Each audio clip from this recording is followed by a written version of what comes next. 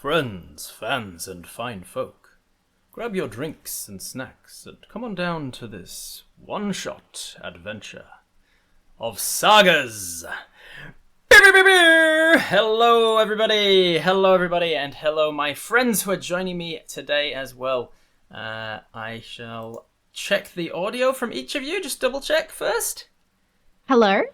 Perfect. Can they hear us?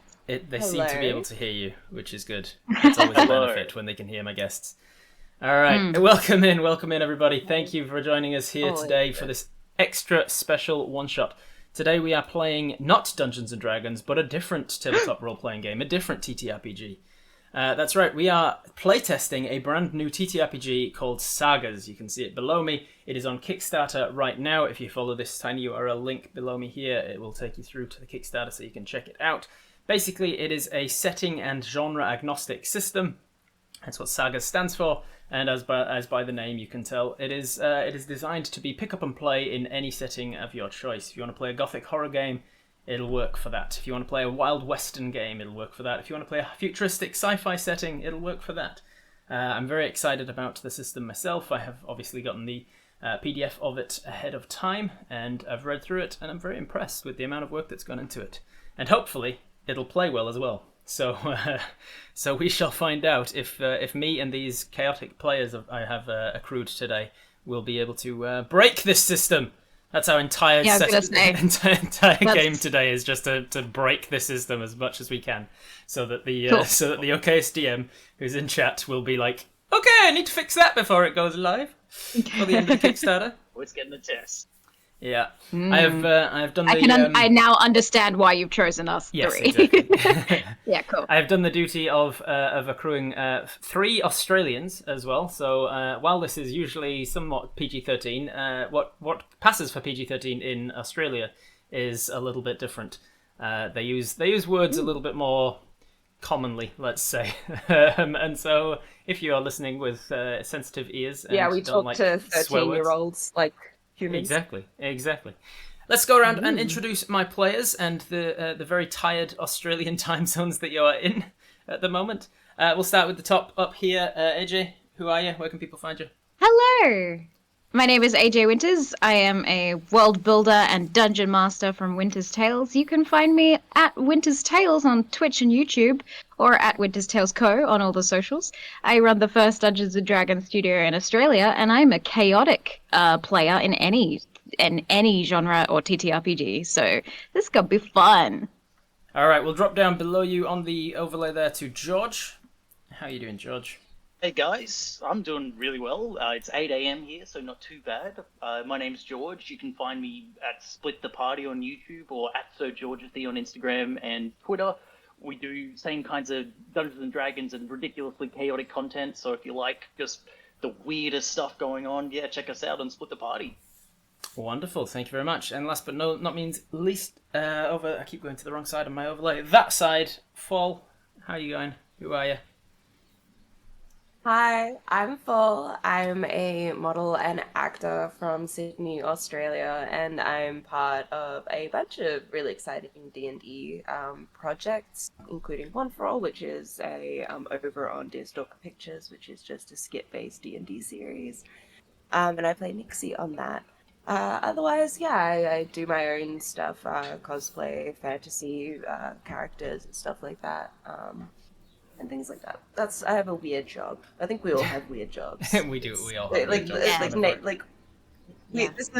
It's also a group of jobs that did not exist like 10 years ago. So when we have to fill out a form and it's like occupation, I'm like, I don't entertainer. I put content creator because then it's correct. Like I make content. Bows and arrows.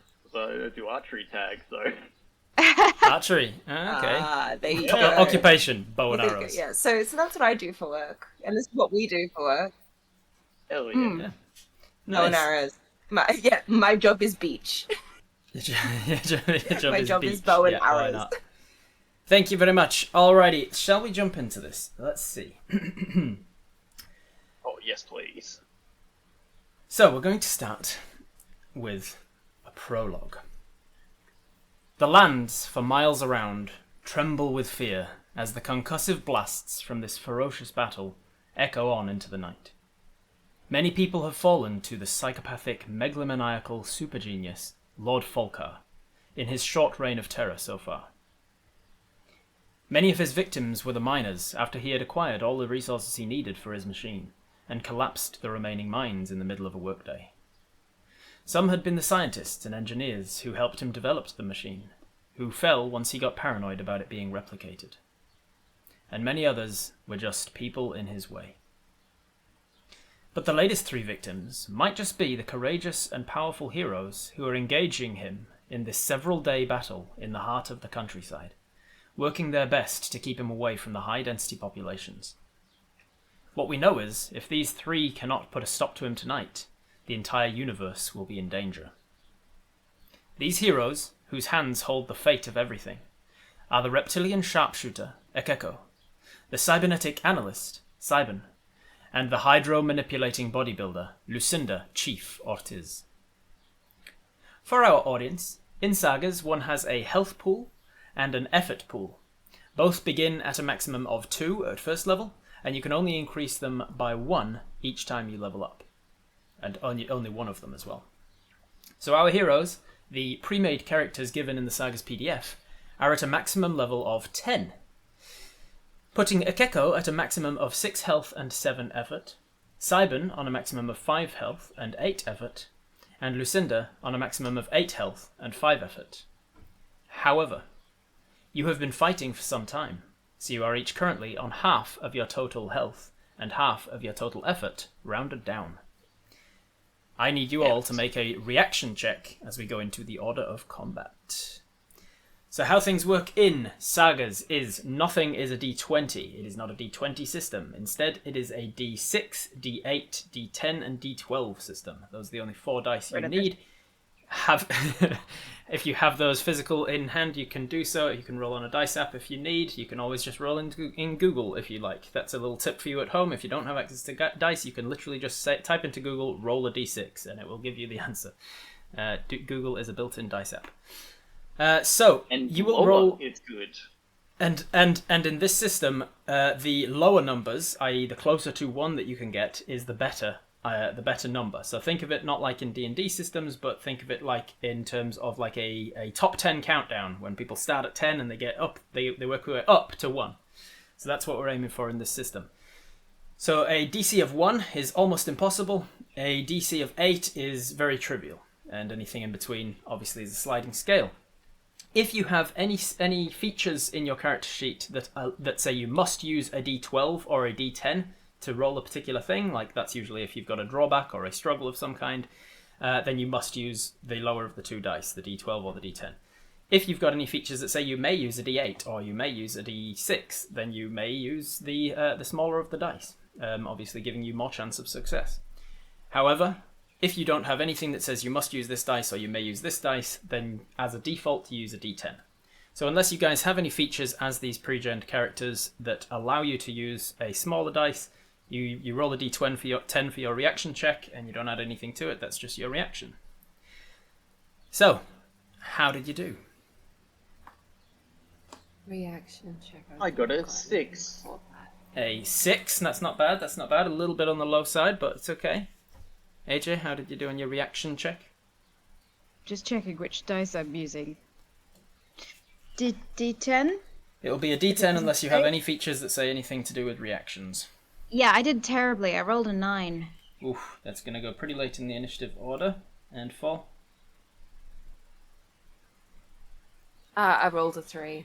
Oh, 3. You're going to go pretty early in the order. As for me, I don't roll dice that often in this game, if at all, actually. We'll see if I roll any dice coming up. Instead, all of my monsters and bad guys, they all have set numbers for their things like reaction. So Lord Falkar has a reaction of 4. So we start with 1, we go to 2, we go to 3. 3 will be false character. And then Lord Falkar goes at initiative count 4, or reaction check number 4. I will be using D&D terms just out of habit and trying to catch myself on those things. And then 6 and then 9 in that order. So, as you are battling this guy, I will describe him. He is currently a 10-foot tall military grade mech suit / life support. for a pilot within it, an evil mastermind, a relatively scrawny human being who is basically unable to survive outside of this machine. This machine is his life support and his ability to move around. He is within the machine. You can just see his face, almost Dr. Robotnik style, Dr. Eggman from the Sonic series. Kind of that sort of idea. He's got a big curled mustache and a bowler hat on. He's very pale and sickly looking. But you know that this machine can pack a punch and move very fast, and it has all sorts of extra things that come out of it and can be spawned almost at will. It's a highly complicated machine that he's going to use to try and take over not only the world but the entire universe. He's been battling you for some time. He is also on quite low health. So up first is Lucinda, the bodybuilding firefighter essentially. Fall, what would you like to do? On your turn, you have two things you can do. You can do a movement, which is your movement score, unless you have a feature that says otherwise. It's just one zone, essentially. And then you have an action. And how I remember what the 5 actions are is A, B, C, D, E. So A for attack, B for brace, which is sort of like a defensive stance, C for make a check of some kind, basically the miscellaneous category of anything that doesn't fit into one of the other 4. D for double time, or dash, or basically move again. And then E for encourage. You can use your action to give any amount of your effort to one of your friends if they're using effort for more things than you are, and you're like, well, I'm not using it, so you have it. Those are the 5 things you can do on your turn, as well as moving. What would you like to do? Right. I'd love to take my fireman's axe and try and lob off some of these limbs. Try and smash off some of these machines. Absolutely. So you aim for one of these limbs. You make an attack. So instead of me rolling I'll any go for kind one of of the defense, supporting limbs as well. One of the legs or something. Try and knock him well. down. Yeah. Yeah. So he's currently standing on this huge mech suit. You're going low to try and take him out one of his lower limbs. I'm going to have you. Yeah, I'm gonna go for I'm gonna run in. Yeah. I'm gonna run in and then slide and then go for a slash as I slide past. Wonderful. So there's how the distances work in this game. We don't go too minutiae on the 5 feet, 10 feet, 15 feet. Instead, it's in kind of more theoretical kind of zones. You are either in melee with somebody, you are in close combat with somebody, you're in mid combat, or you're in long range combat. So let's say that you're in close combat and you are running in to slide into the melee combat. You can move one zone with your movement. Yeah. Because you're out in the countryside, there's rolling hills and things. It's not too much difficult terrain right now, so you can move in without making a check. You get to him and then you make an attack roll. What he has is a defense score, and because he's in a highly armored mech suit, his defense is as high as 3, meaning you need to roll a 1, a 2, or a 3 on your attack score on your attack roll to hit him. You're making a melee attack with your melee weapon, which is an axe. If you have any features that allow you to say melee weapon training or anything that says you may use a D8 or a D6, then obviously you can use a D8 or a D6 to roll this attack. Otherwise, if not, you're just rolling a D10. Yeah, I'm just having a quick look through my talents to see if there's problem. anything in there that... I did drop them into it with a pre-gen character with at the highest level you can be in this game, which is level 10.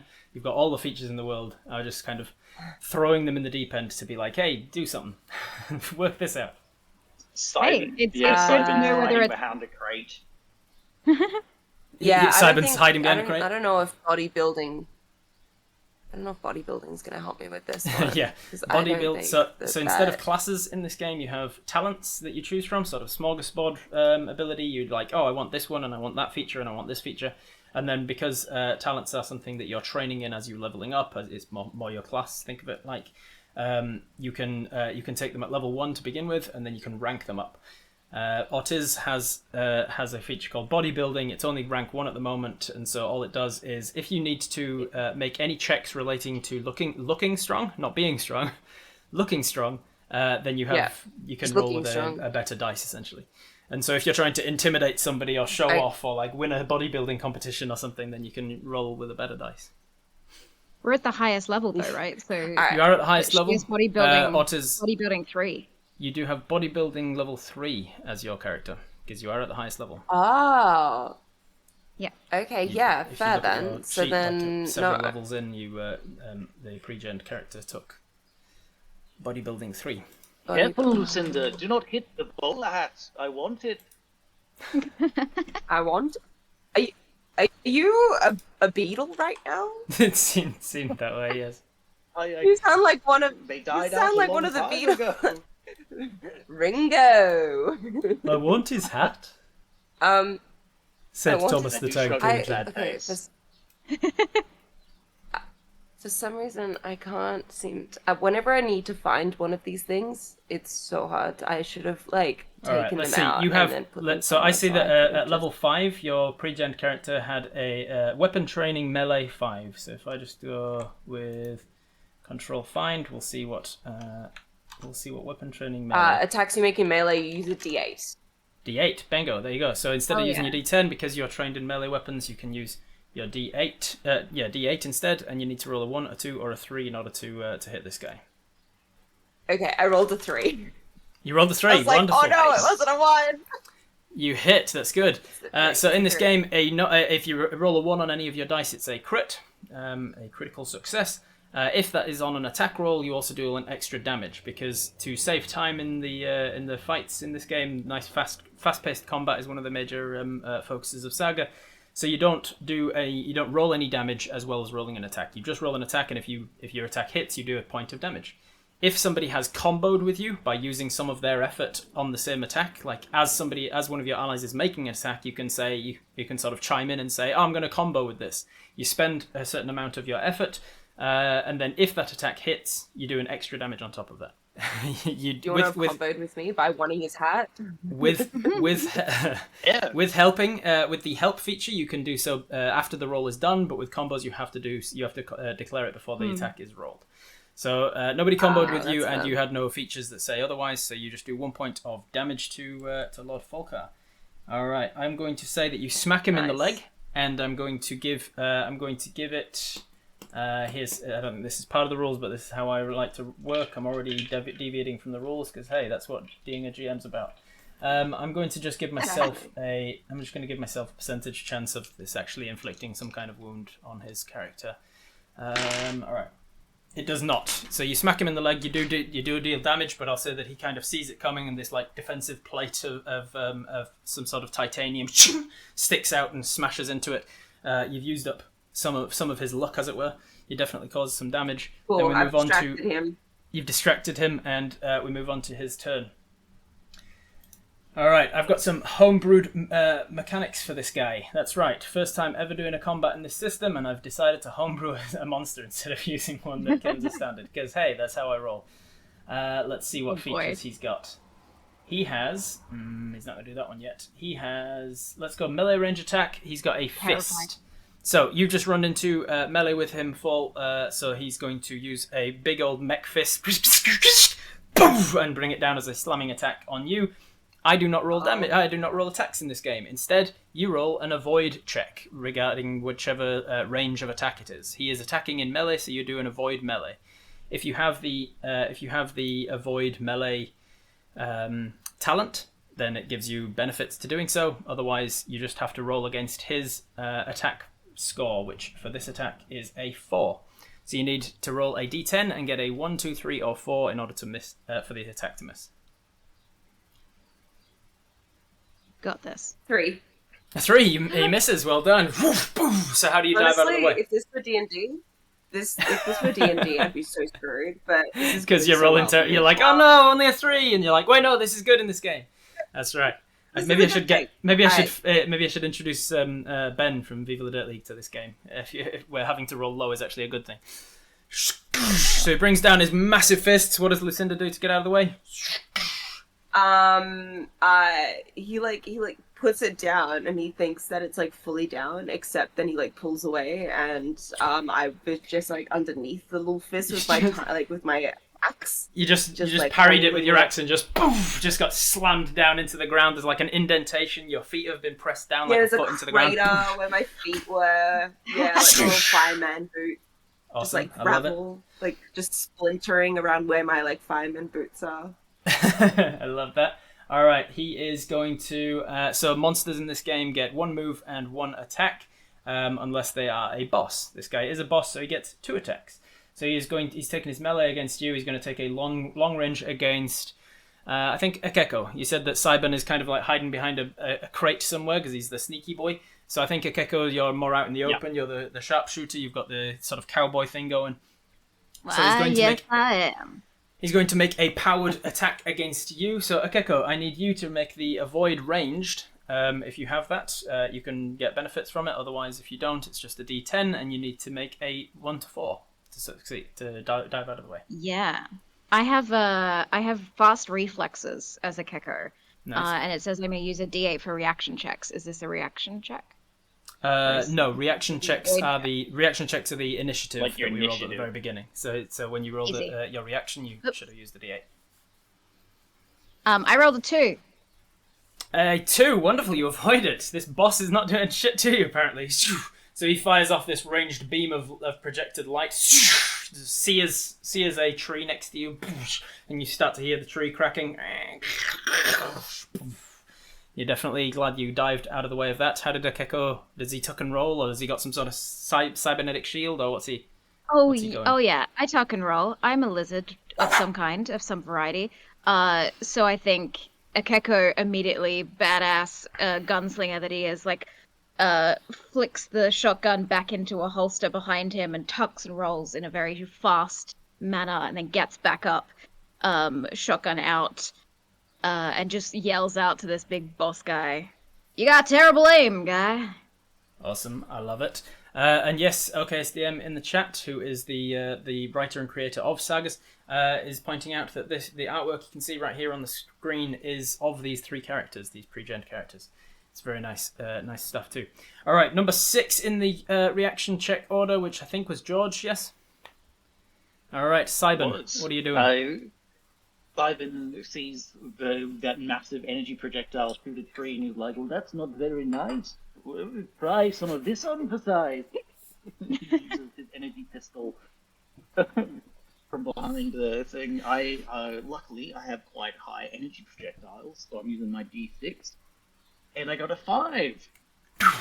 All right, 5 on the D6. His defense was a 3, so unfortunately a 5 is not enough. So you fire off your energy pistol, but he's too much of a long distance away from you, I guess.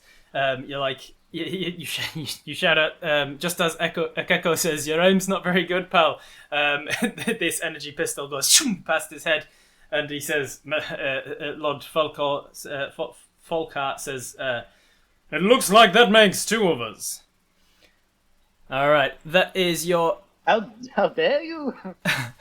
That was your action to make the attack roll. You've got your movement to move if you want to move to a different location. Tuck and roll behind a different thing. Oh, I'm going to say, retroactively, just so we can explain how this feature works, that at the start of that attack you were considered hidden because you were behind a crate, and I did say before for flavour that he went for Akeko because he couldn't see you. And when you are hidden, you get to roll with 2 dice instead of the 1. So roll again with your D6 and see if you do hit him. Yes. So a 5 and a 6 on the two dice where you needed a 1 to 3 on either of them. Damn. Great. You fire off twice. Another thing you can do in this game, not after the fact on an attack roll like this, but another thing you can do is to spend your effort to bolster yourself. At any point when anybody is attempting a thing, you can spend 3 effort to bolster yourself and give yourself a if you bolster yourself with 3 effort, you can give yourself an extra dice on a roll. If you bolster one of your allies, it costs you less because it's encouraging teamwork, which I really like as a mechanic. So it costs you 2 effort if you're going to help somebody else. George, no, not for this character, for the next character. Never mind. And then OKSDM is reminding me as well. For every time you fail a check in this game, you gain an effort. So you are failing forward. Effort. So anyone who has failed a check, for instance, it was only the 1 attack roll that you failed because you've rolled 2 dice and you missed with it. So you do get 1 effort back though, which you can then spend to bolster yourself and future rolls. Thank you. I cannot stress how much I do not want you to hit that hat. So you're really aiming to not hit his bowler hat. You're like, aim low, and it just into the ground. As a rare feather from a secretary bird. Can't get over this guy's voice. All right, so you have given yourself away. You're no longer hidden. So do you want to use your move to try and jump behind something else that is now down? Like there's a tree that's just fallen nearby. You could tuck and roll behind that. So I have sprint 2, which allows me to move 2 zones, 2 zones, and I'm going to sprint in the opposite direction. See you later. Oh no! Good luck, guys. It's been a while. All right, you run away and leave us with Ekeko. It's up to you. What are you doing? Okay, I immediately get out my shotgun once again that has a pretty long range at this point in time. I have a sharpshooter of 7, but the page only goes up to 6. When I looked up sharpshooter. You have sharpshooter 7 and it only goes up to 6? But it only goes up to 6 in the thing. So I can shoot 3 zones beyond the weapon's normal range, which is pretty damn far.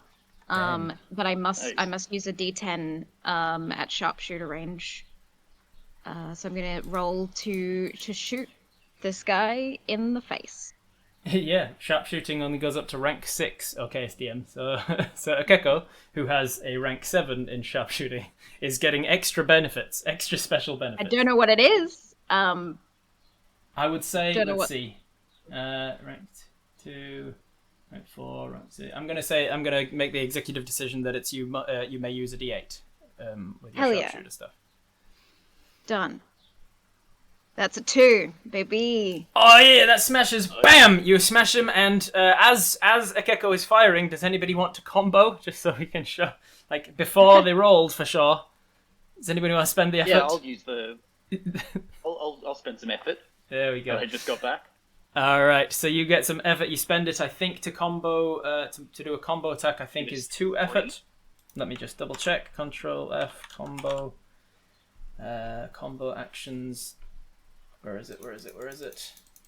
Combo. By spending 2 effort points before an ally's attack, you can pull off an epic team combo with them. If your ally's attack hits, the target suffers an additional point of damage. All right, so then the most important thing about combos, though, because this is a fast-paced, narrative-driven game, it's very important that we describe how. It's not all about the mechanics; it's about how you combo. You've just taken 2 shots. We could say that that's distracting him, making him look at you, like laying some covering fire while Ekeko gets set up and takes aim. Or how is it? How are you helping? As my cybernetic legs allow me to sprint incredibly fast past Ekeko, the wind that comes off me gives you just enough to blow your hat off your second eye so that you get both eyes and perfect vision. Mm-hmm. Yeah, for sure. That makes perfect sense, yeah. Ekeko's hat, as you can see in the artwork below me, is like a wide-brimmed cowboy hat, and it's just kind of flopping down a little bit, it's ruining your depth perception. As you're running past, you can see Ekeko kind of trying to blow the hat out of the eye. And then your wind rushing past flicks the hat up. Ekeko takes perfect aim, and we will say that is a smash with a combo attack. So you've got 2 points of damage to him. All right. Hell yeah. Wonderful. I think also the eye that gets revealed is like a mech eye. A mech eye, nice. That's sick. Yeah. It's the what I was gonna say scope. would be hilarious if you're just like, yeah. If you're like, hey dude, I said 50 kilometers speed. That's the correct speed to get the hat to flip up. If you go any faster than that, it's just gonna be like all over the place. You've practiced like exactly the right speed over practiced on different terrains, different distances from you. Okay, so if you're gonna be about 3 meters from you, in our spare time, we're also a dance troupe. Yeah, of course. So with this last strike, where were you aiming with your shotgun, your long-distance shotgun? Right in his face, right in his sickly little face. Right in his sickly little face with his shotgun and his bowler hat and everything. Wonderful. Yeah. So as you strike him for this 2 points of combo damage, it triggers him to go into his trait, which monsters can sometimes have. And this is a trait that, yes, I homebrewed it, but I did take it from some of the existing monsters as well. I've called it Death Monologue. When Lord Folkar reaches 0 health, which he does with this attack, he can briefly monologue an ominous warning, and then, redacted, we shall see. So as you strike him, it shoots him. He stumbles back, and as his leg is unable to stumble back as far as he would like to get underneath himself, because Lucinda Ortiz is right there with the axe, smashing it into his back leg, tripping him up. All three of you working together. He slams down. He's on his back. His mech suit has kind of broken open. The glass in the front of it protecting his face has been shattered by this explosion, and some of the glasses shot inwards and cut his face up. Lucinda, you get above him. You're about to dive in through that newly opened gap and finish the job. And he puts his the last remaining effort he can muster from this mech suit into grabbing you by the wrist. And he says, "Have you ever heard of a Pyrrhic victory?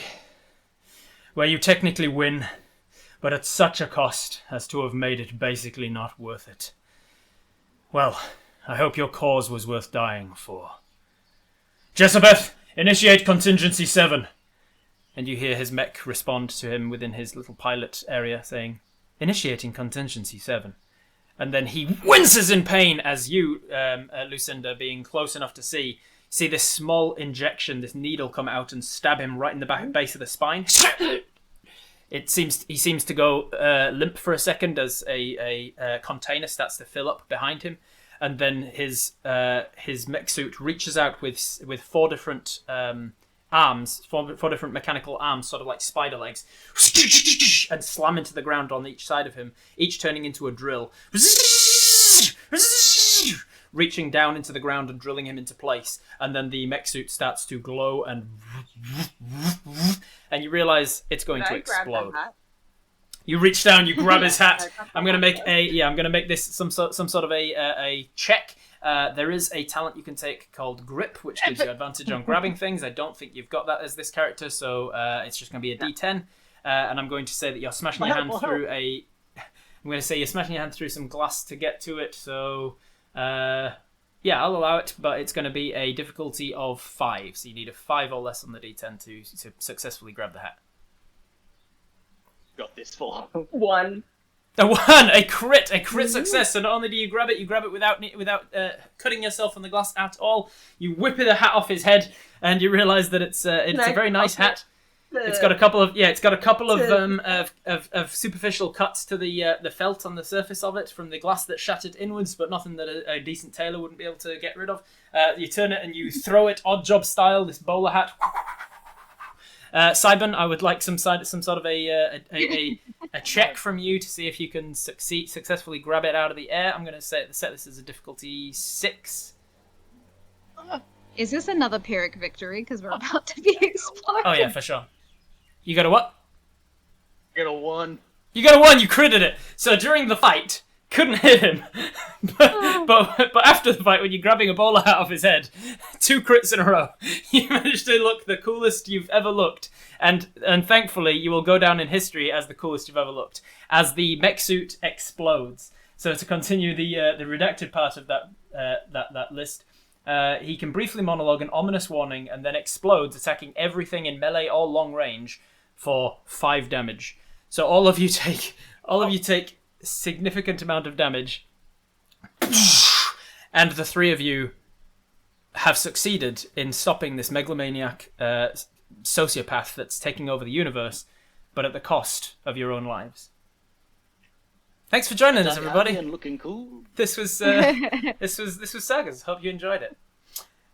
As we move into, this is great. This was fun. Good game. That was great, wasn't it? It was fun. Thanks, OKSDM. Go check it out on Kickstarter, everybody.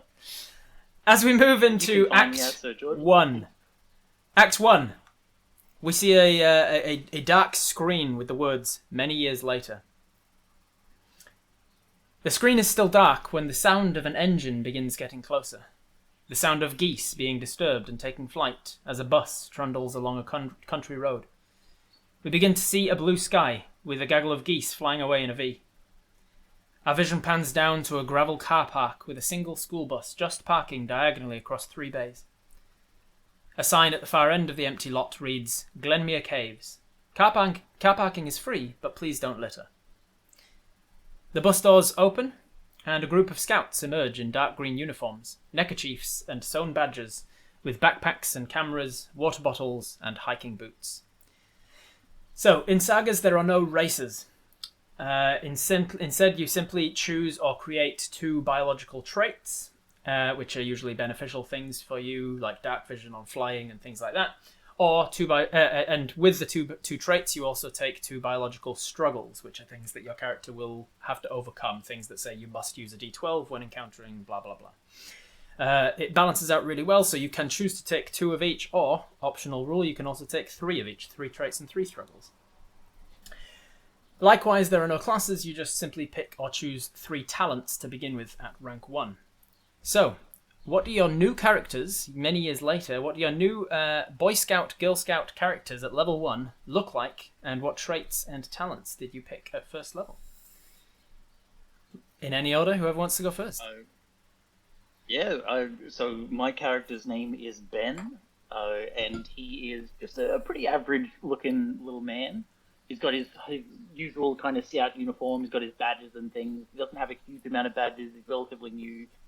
But he does have a tap-out flat cap that is kind of tilted slightly to the side, and it's got lots of those shiny stickers on it because one of my struggles is bad taste. And I'm a bad driver. There's my other struggle. I'm very crafty and I'm good if I stand still. Very good at stealthing. Weapons and sidekick. Yeah. And what do you what do you fucking bad driver? What do you think what do you think made Ben realize he was a bad driver when he's a Boy Scout? Like, has he gone go-karting a lot and he's just Panicky. terrible at it? Yeah. I'm very panicky. And, he has anxiety and things move too fast when he's driving. Even one of those, even one of those red and yellow kids' cars that's foot powered. Just a terrible driver with them. Just doesn't know how to steer them and just rams them into things. Oh yeah, I was that kid in bumper cars that's like in the corner backwards, and everyone kind of going around in the circles having fun, and I'm there like, how do I reverse? Same. I love it. And then the last thing you said was you also took the talent Sidekick, which allows you to take the help action against your respective. What is the counterpart to a sidekick? The sidekick is a sidekick to their hero. Hero, I guess. Yeah, hero. I guess. So you pick another character to be your hero, and then you can take the help action to help out that hero for only 1 effort instead of 2 efforts. All right. So you are the sidekick. You're the sidekick to your respective hero. AJ, what does your character look like? What traits did you take? What struggles and what talents? Yeah. So Eric is this blonde chap. Yeah, Eric, a blonde chap, relatively normal, not super gangly or muscly or chubby or anything. Just your average looking Joe. Steps off of the bus, and immediately breathes in from his inhaler. He is sure-footed and hypermobile. He's really good at being a scout, and he loves going outside and being part of the terrain. But one of his struggles is allergies. He's got almost every single allergy you could think of. And he's also a kleptomaniac. He he doesn't want to steal from people, but he just does. He can't help it. One of the struggles you can take in the game, in the PDF as given, is kleptomaniac. If you see something valuable, you must make a check, and if you fail the check, you have to steal it. Yeah. I love it. I love some of the struggles that have been designed for Sagas. There's other ones that are like anarchist, where if somebody in a position of authority tells you to do something, you must make a check, and if you fail, you have to do the opposite. So some very flavorful really struggles fun in this mechanics game. to roleplay with. Yeah. Yep. All right, so you have allergies and you have kleptomania. What else did you take? Yeah, and then for my talents, because Eric is really good at being a Boy Scout, he has good grip. He's really good at traveling, and he's really good at investigating. So he's a pretty well-rounded scout, but a terrible human. Fair enough. The last of the Boy Scouts, Girl Scouts start to clamber off of the bus, and we see Fall. What does your character look like? So you see Lily, who is she basically like has that look of like a girl that had grown up like a lot earlier than everyone else. So like she's still like she's really grown into her body. Like she's quite like, stocky and large, like larger than like, maybe her other peers, like big, like bigger than the boys kind of like, she's got that. You started your growth spurts a lot earlier than the others, yeah. Yeah. So she started her growth spurt like a lot earlier, and so she's like a lot taller and like a lot more filled out. Like she's actually like got quite a strong build on her. But then on top of that, you've got what looks like, very finely pressed, uniform, hair very neatly put back with a bow. So like she's definitely like, been look like she's trying to present very feminine. But like is kind of betrayed by the fact that, naturally she is quite a large muscular, like she's just got like a quite broad muscular So figure. But you can see that like, she's got a biological trait big, meaning you count as a size category larger than everybody else essentially, and you can carry more items and things like that. You also took tough skinned, and I've also got gives you extra hit points, makes you makes you a bit of a tank of the group. What else did you get? Yeah, and then on top of her scout's uniform, she's also wearing her dad's fireman's jacket, which is also very neatly pressed, ironed, look like no creases anywhere, like a pristine just jacket, which also gives her heat resistance. Heat resistance as one of the other traits. So Fall was like, heat resistance it says special on there. So one of the things in the game is that traits, if you want to go a hyper-realistic sort of human kind of world without elves and dwarves and dragons and things, if that's the sort of setting you're going to be running, then you can differentiate between the traits such as wings and heat vision and dark vision and stuff, because they OKSDM has very handily put a little bracket around each one saying like this is a special trait, check with your DM if these actually are allowed in the setting you're using. So heat resistant is one of the the special ones that is not normally a thing that humans could take, but I was like, yeah, as long as you've got some sort of a heat resistant jacket on at all times or something, then yeah, you can take that trait for sure. And then what struggles did you take to go with it? So you chose to take 3 traits and 3 struggles. I also chose Deep Sleeper. I also chose Sensitive Sense, and I chose Sight, so meaning that you are sensitive to epilepsy. Strobe light and epilepsy. Yeah. Yes. And I also chose Naive. Naive, meaning if any knowledge checks essentially to roll to see if you remember anything, common sense, common knowledge and stuff, you must use a D12 for it because you're not the brightest spark apparently. Alrighty, so as you guys get started, oh, what was your talent? Sorry, as well. Oh, and my talents. I think you kept the bodybuilder one, right? For looking intimidating. Navigating, administration, bodybuilder, and tough. Nice, and tough gives you extra hit points as well on top of the thick skin. So you're leaning into being the tank of the group, which is going to be very useful. Yes. So as you all have filed off of the bus, the scout masters, a married couple, Darren and Fiona, they're leading the trip to the Glenmere Caves, and they step off of the bus and start doing a quick head count. And Scoutmaster Darren says, "Now, you know you've all got your assignments. Make sure to stick with your buddies. You've all got your buddy systems, and you've got like a 3-way buddy system for each of you. You've all split off into trios. You 3 have been assigned to each other, and you've all got your buddies. Make sure to stay with them at all times. The guides are not going to be here to take us through the caves. This is a self-guided cave tour. This is not like the time that we went to Windfall Caves. So there's no there's no preset boardwalks and things, and so you've got to watch your footing. There's elements that you could get into danger. Obviously, we don't want any of you going off the beaten track and exploring caves that you shouldn't be exploring. Make sure to stick together. You've all got your food. You've all got your drinks and your torches. And his wife Fiona says, "Stop fussing, Darren. All right. You've been assigned somebody with a Wilderness Explorer badge, somebody of level 1 who's already got theirs. As your navigation talent kicks in, you've got your Wilderness Exploration badge, AJ, and so you've been assigned as part of this group to be like somebody who can keep the others in order, as it were. And ultimately, they let you start to head off to explore the caves. You've got your assignment to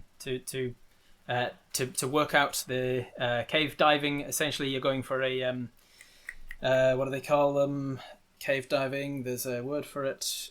Fancy word for cave. Spelunking. Yes, thank you. You're going for your spelunking badge at this point, and that's part of your assignment here. I'll also say that, AJ, as Eric is walking past Fiona, you see that she has a very nice bracelet on her wrist. And I need you to roll your kleptomania struggle.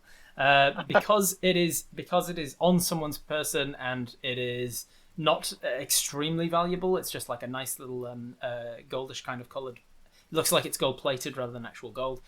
So I'll say it's a challenge of a 6. Okay, and I'm using a D10 because it's just standard?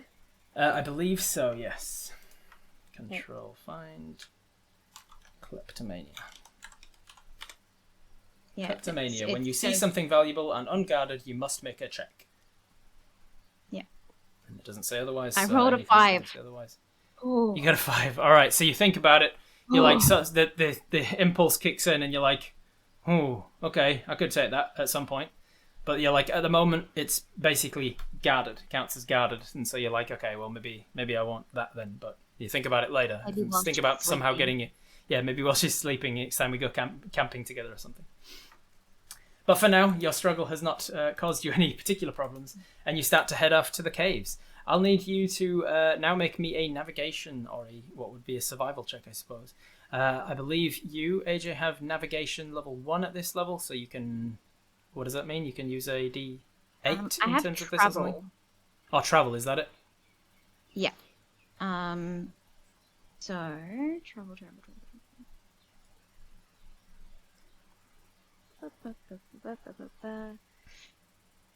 Thank God these are alphabetical. Okay, so, it affects my navigating and survival.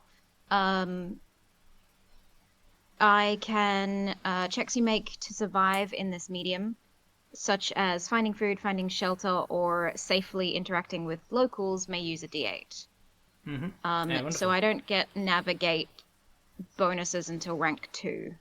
Yeah, that's fine. This is something made to survive in this area, like finding the correct finding the safe parts through and things. I'll say. So you can use your D8 here. It's a relatively navigated, not navigated. It's a well-traversed cave by the public, and so it's going to be a relatively low thing. I'm going to say it's a DC 6. Okay, that's a 2. A 2. 2 is a success. So you keep your group on track. What is it you're doing as you guys start moving further and further into these caves? I've got a checklist. Wonderful. And I've got a little clipboard with my pen attached to it. And I'm reading through the necessary things that we need to complete because I just want to get my badge and then I want to leave. I don't want to be doing any fooling around. Yeah, Lily has requested from the Scout Masters the exact metric that they are graded on as to when they get their badges, and so she does exactly what. I have the rubric. So in order to get the badge, one must do this, and this, and demonstrate a proficiency in this, and you're like going over them, reminding yourself. And we have the disposable camera to show that we took all the photos, to show that we did the things. I will be in charge of taking the photos so that I can show that we did work. So what sort of things do you reckon are on this spelunking badge rubric?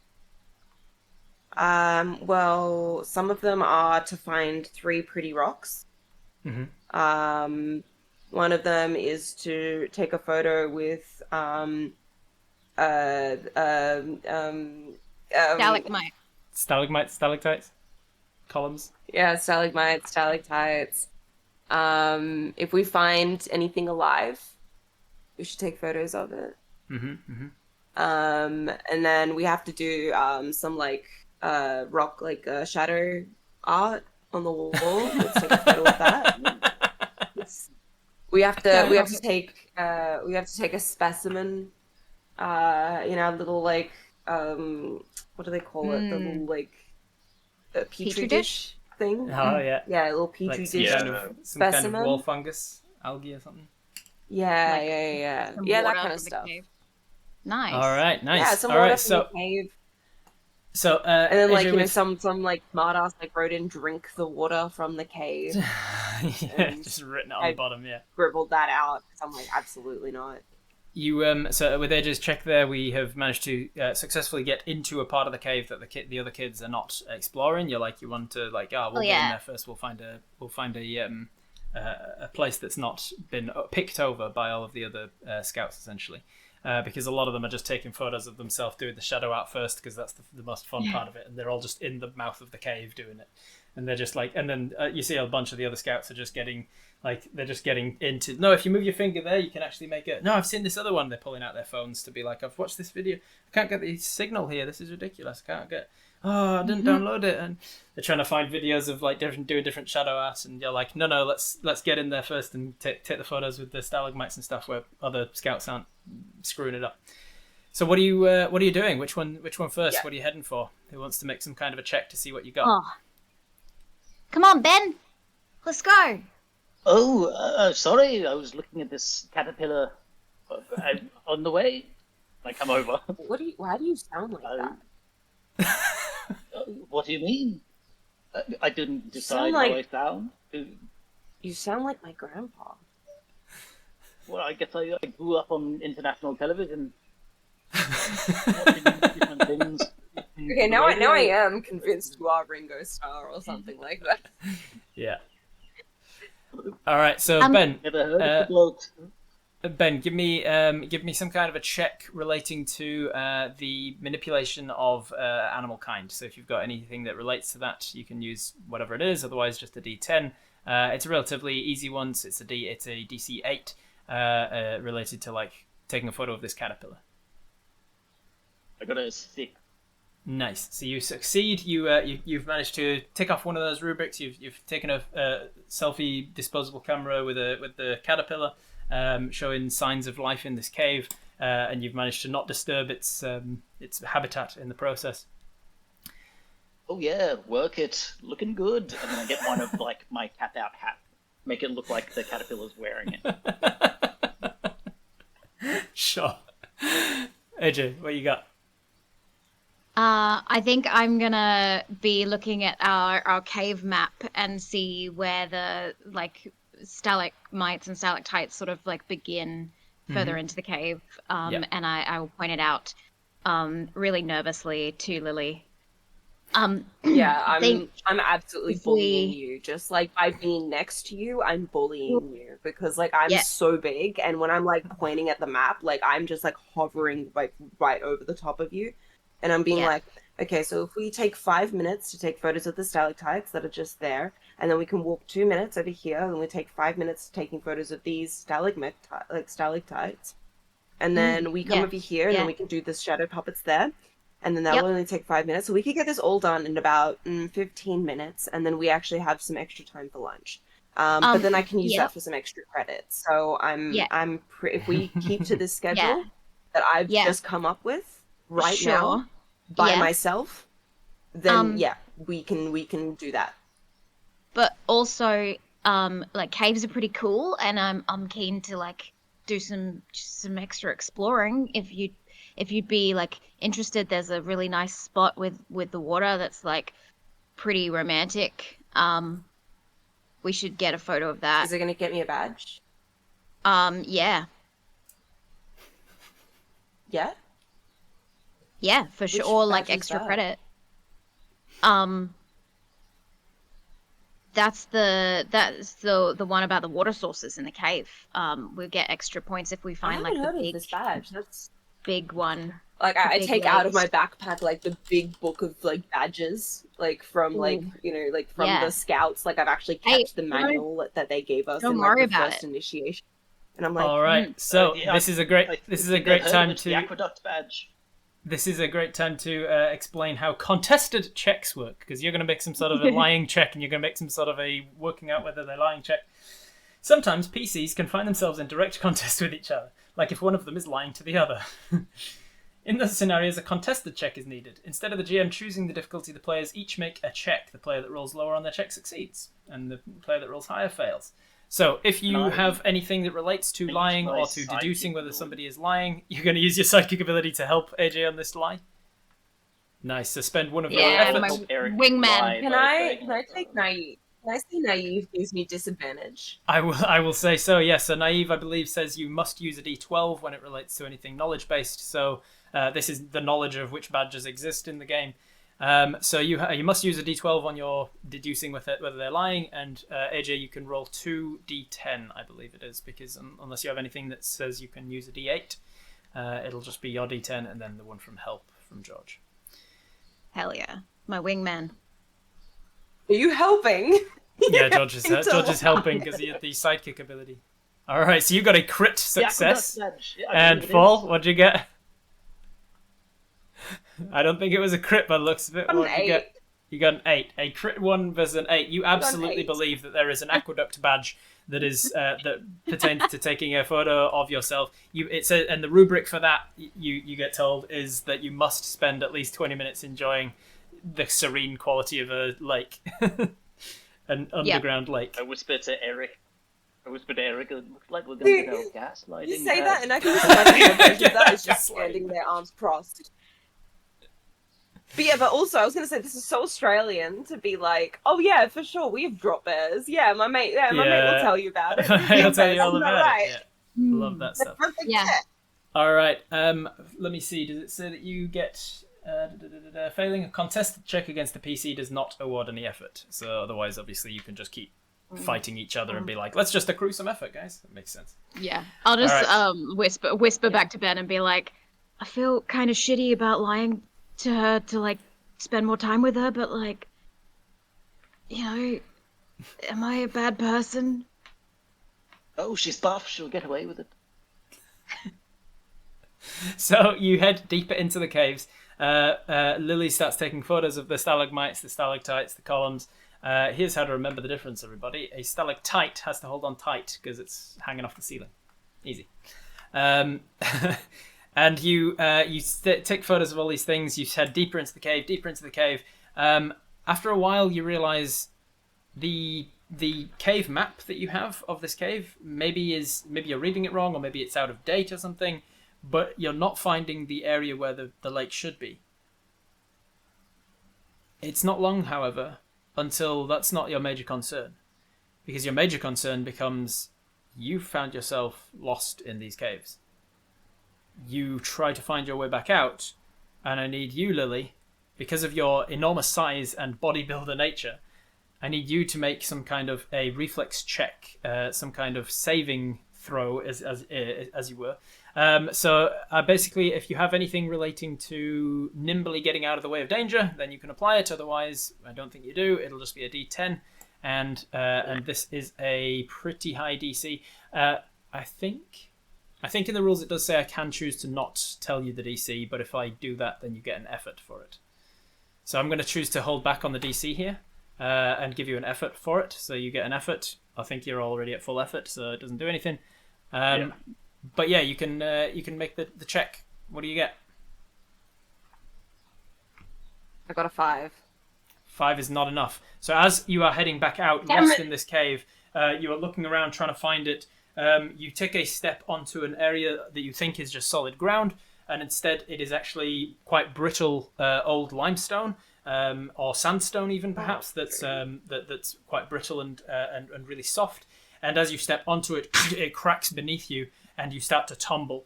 Not only that, but as Lily sort of reaches out just instinctively to grab whatever is around, she ends up grabbing both of you guys instead of the stalagmites that are next to her, and tumbles all three of you down. She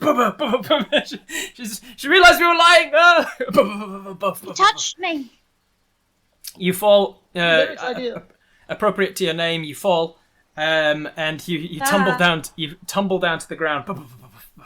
Until you find yourselves, the dust starts to settle. You were in pitch darkness because your torch has scattered somewhere, and you need to go probably try and find that.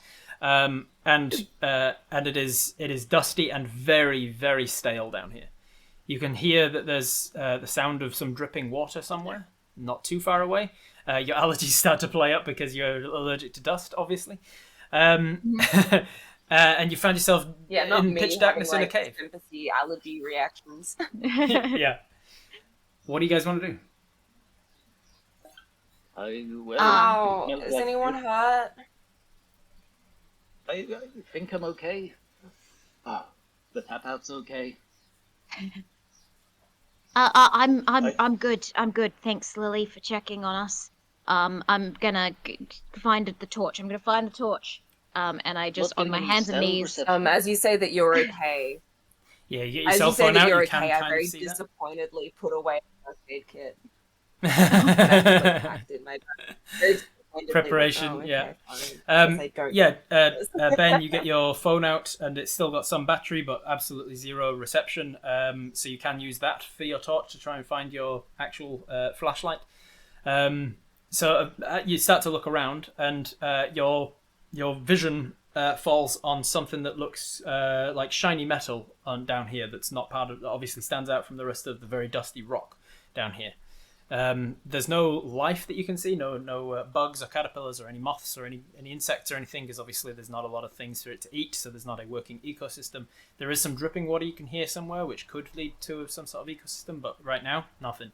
But you do see this very shiny metal. Seems like worked metal, not just a metal ore in the rock. You start to head towards it, and as you look at this thing... I grab out the little disposable camera. You take your disposable camera out, you take a photo of it. What you notice, looking at this... this metal is it seems like it's buried under a bunch of other rubble and stuff, but it looks like, from the audience's sort of dramatic irony here, the characters don't realize it, but the audience sees it as one of the arms of Lord Folkar's machine that he used his mech suit in the prologue. You see one of the sort of the legs, the arms, the things that had drilled itself down into the ground is now just sort of in this cave with you. This wasn't on the map. No. What is this? It looks...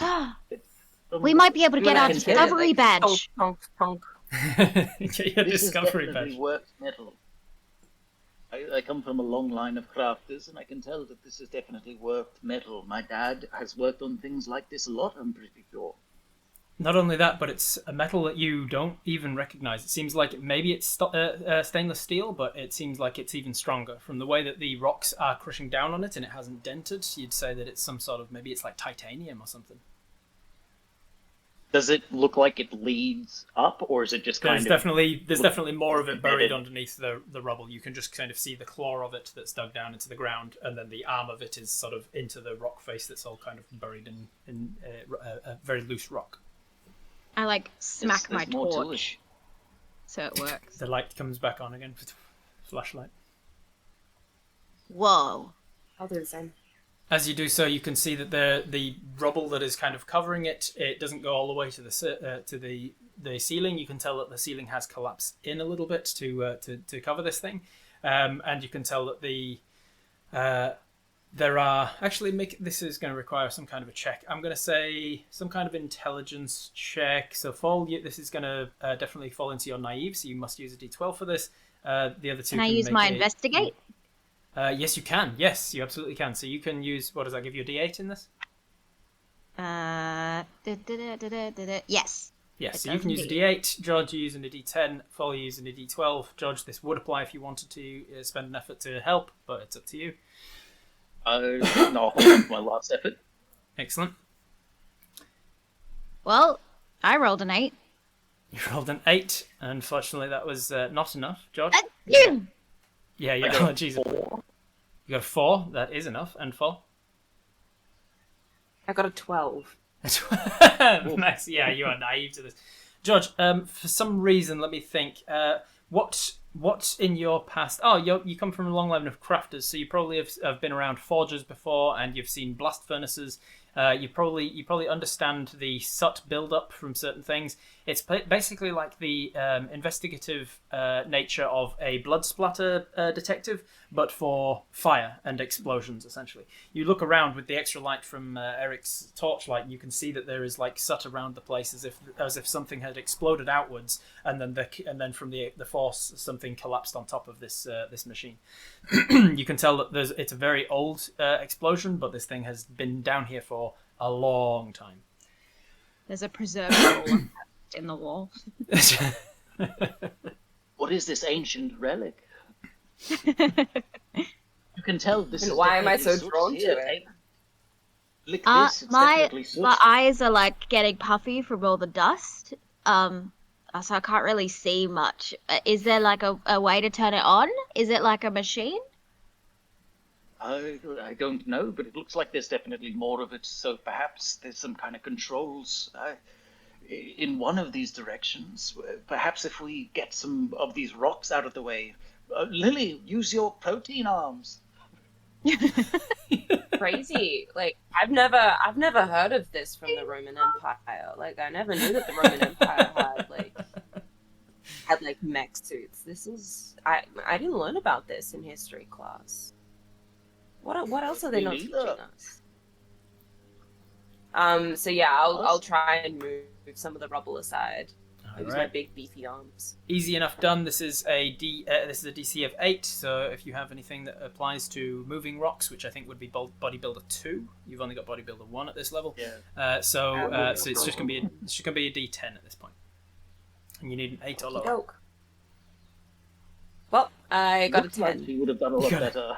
You got a 10, which is a failure, which means you get an effort if you aren't already at full. And she's moving stuff, but she's not moving enough to make it to uncover the whole thing. However, as you are I crushed my hand a little bit as well. Ouch! Because your hand with your back. Twisting. Make sure to do lots of very quick twisting when you're moving rock. Put all the pressure on your neck. lift with the back. I've never been trained how to lift before. I'm a 14-year-old girl. I actually don't know how old I am. I'm a 14-year-old girl. I don't know how to lift things.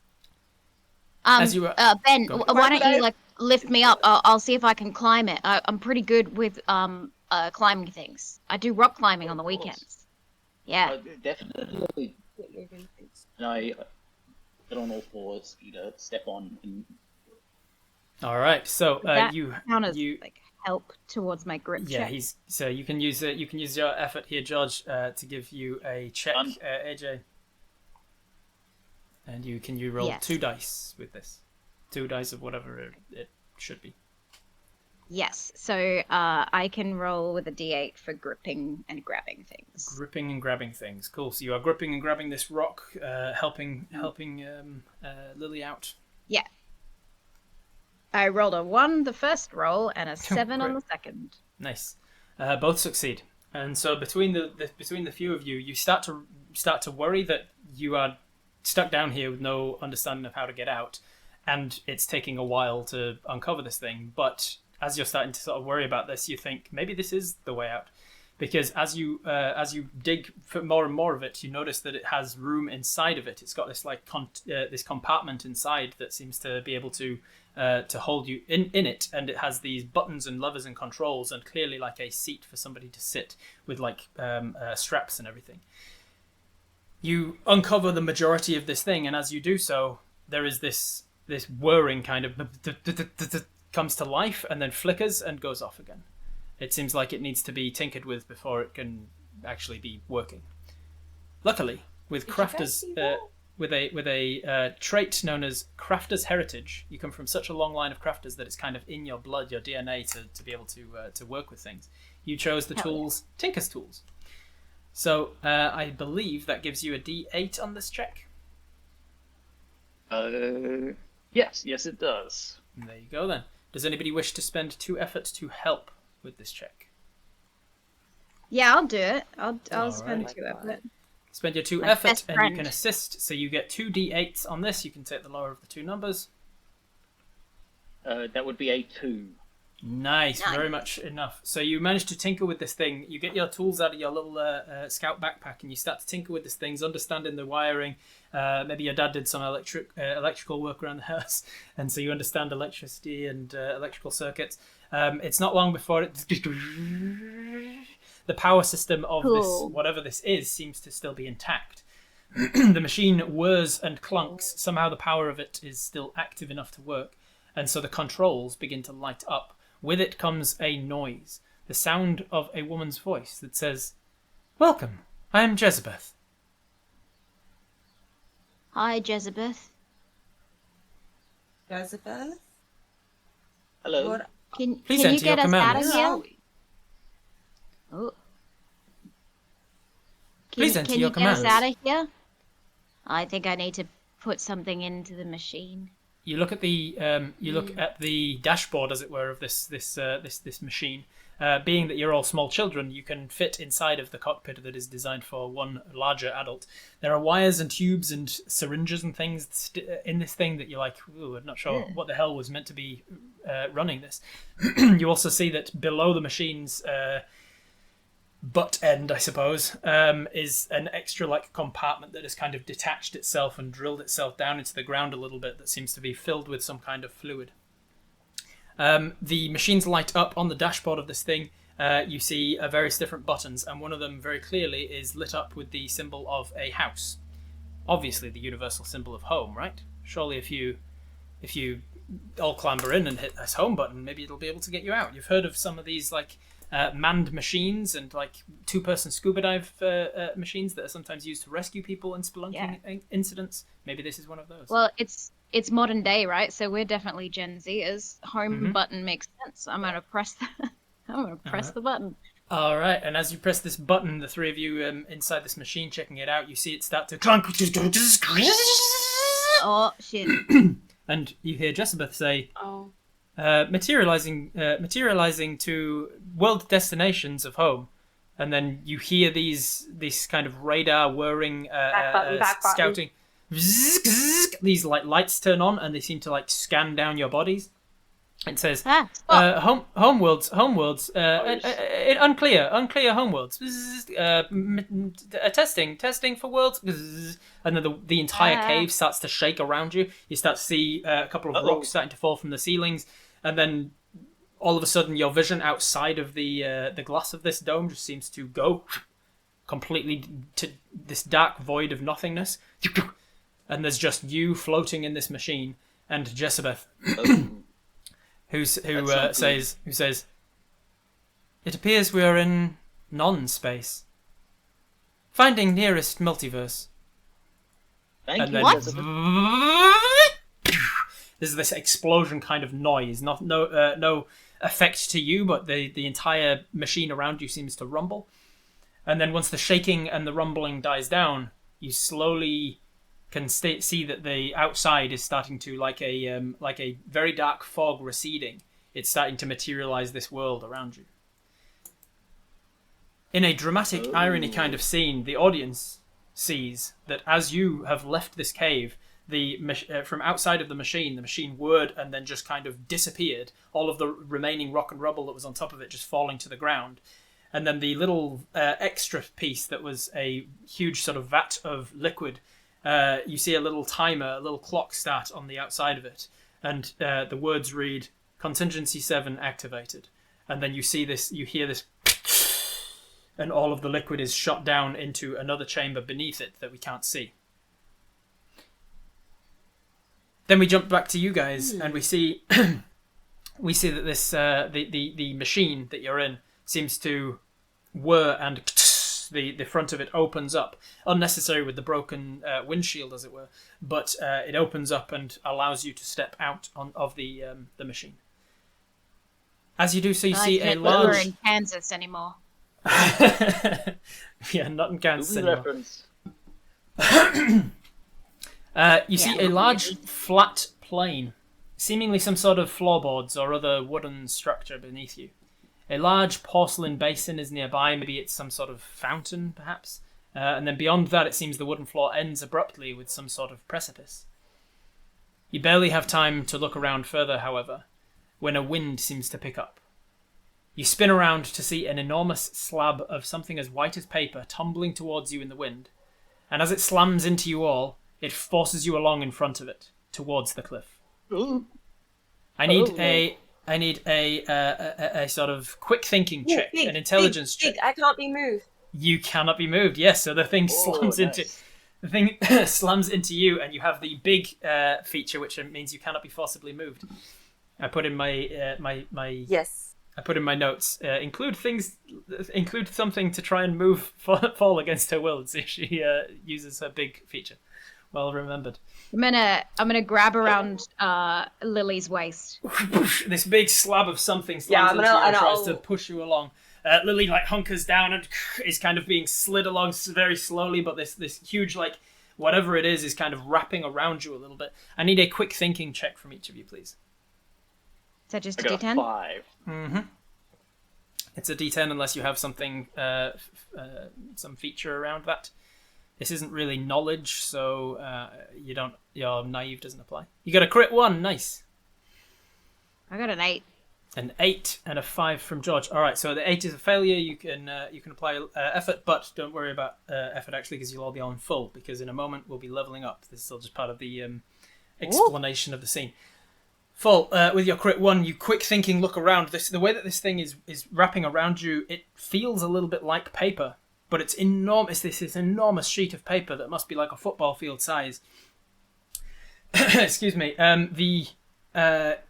The porcelain basin that you took for a fountain at first, you realise is actually an enormous saucer with an equally sized enormous teacup standing on top of it.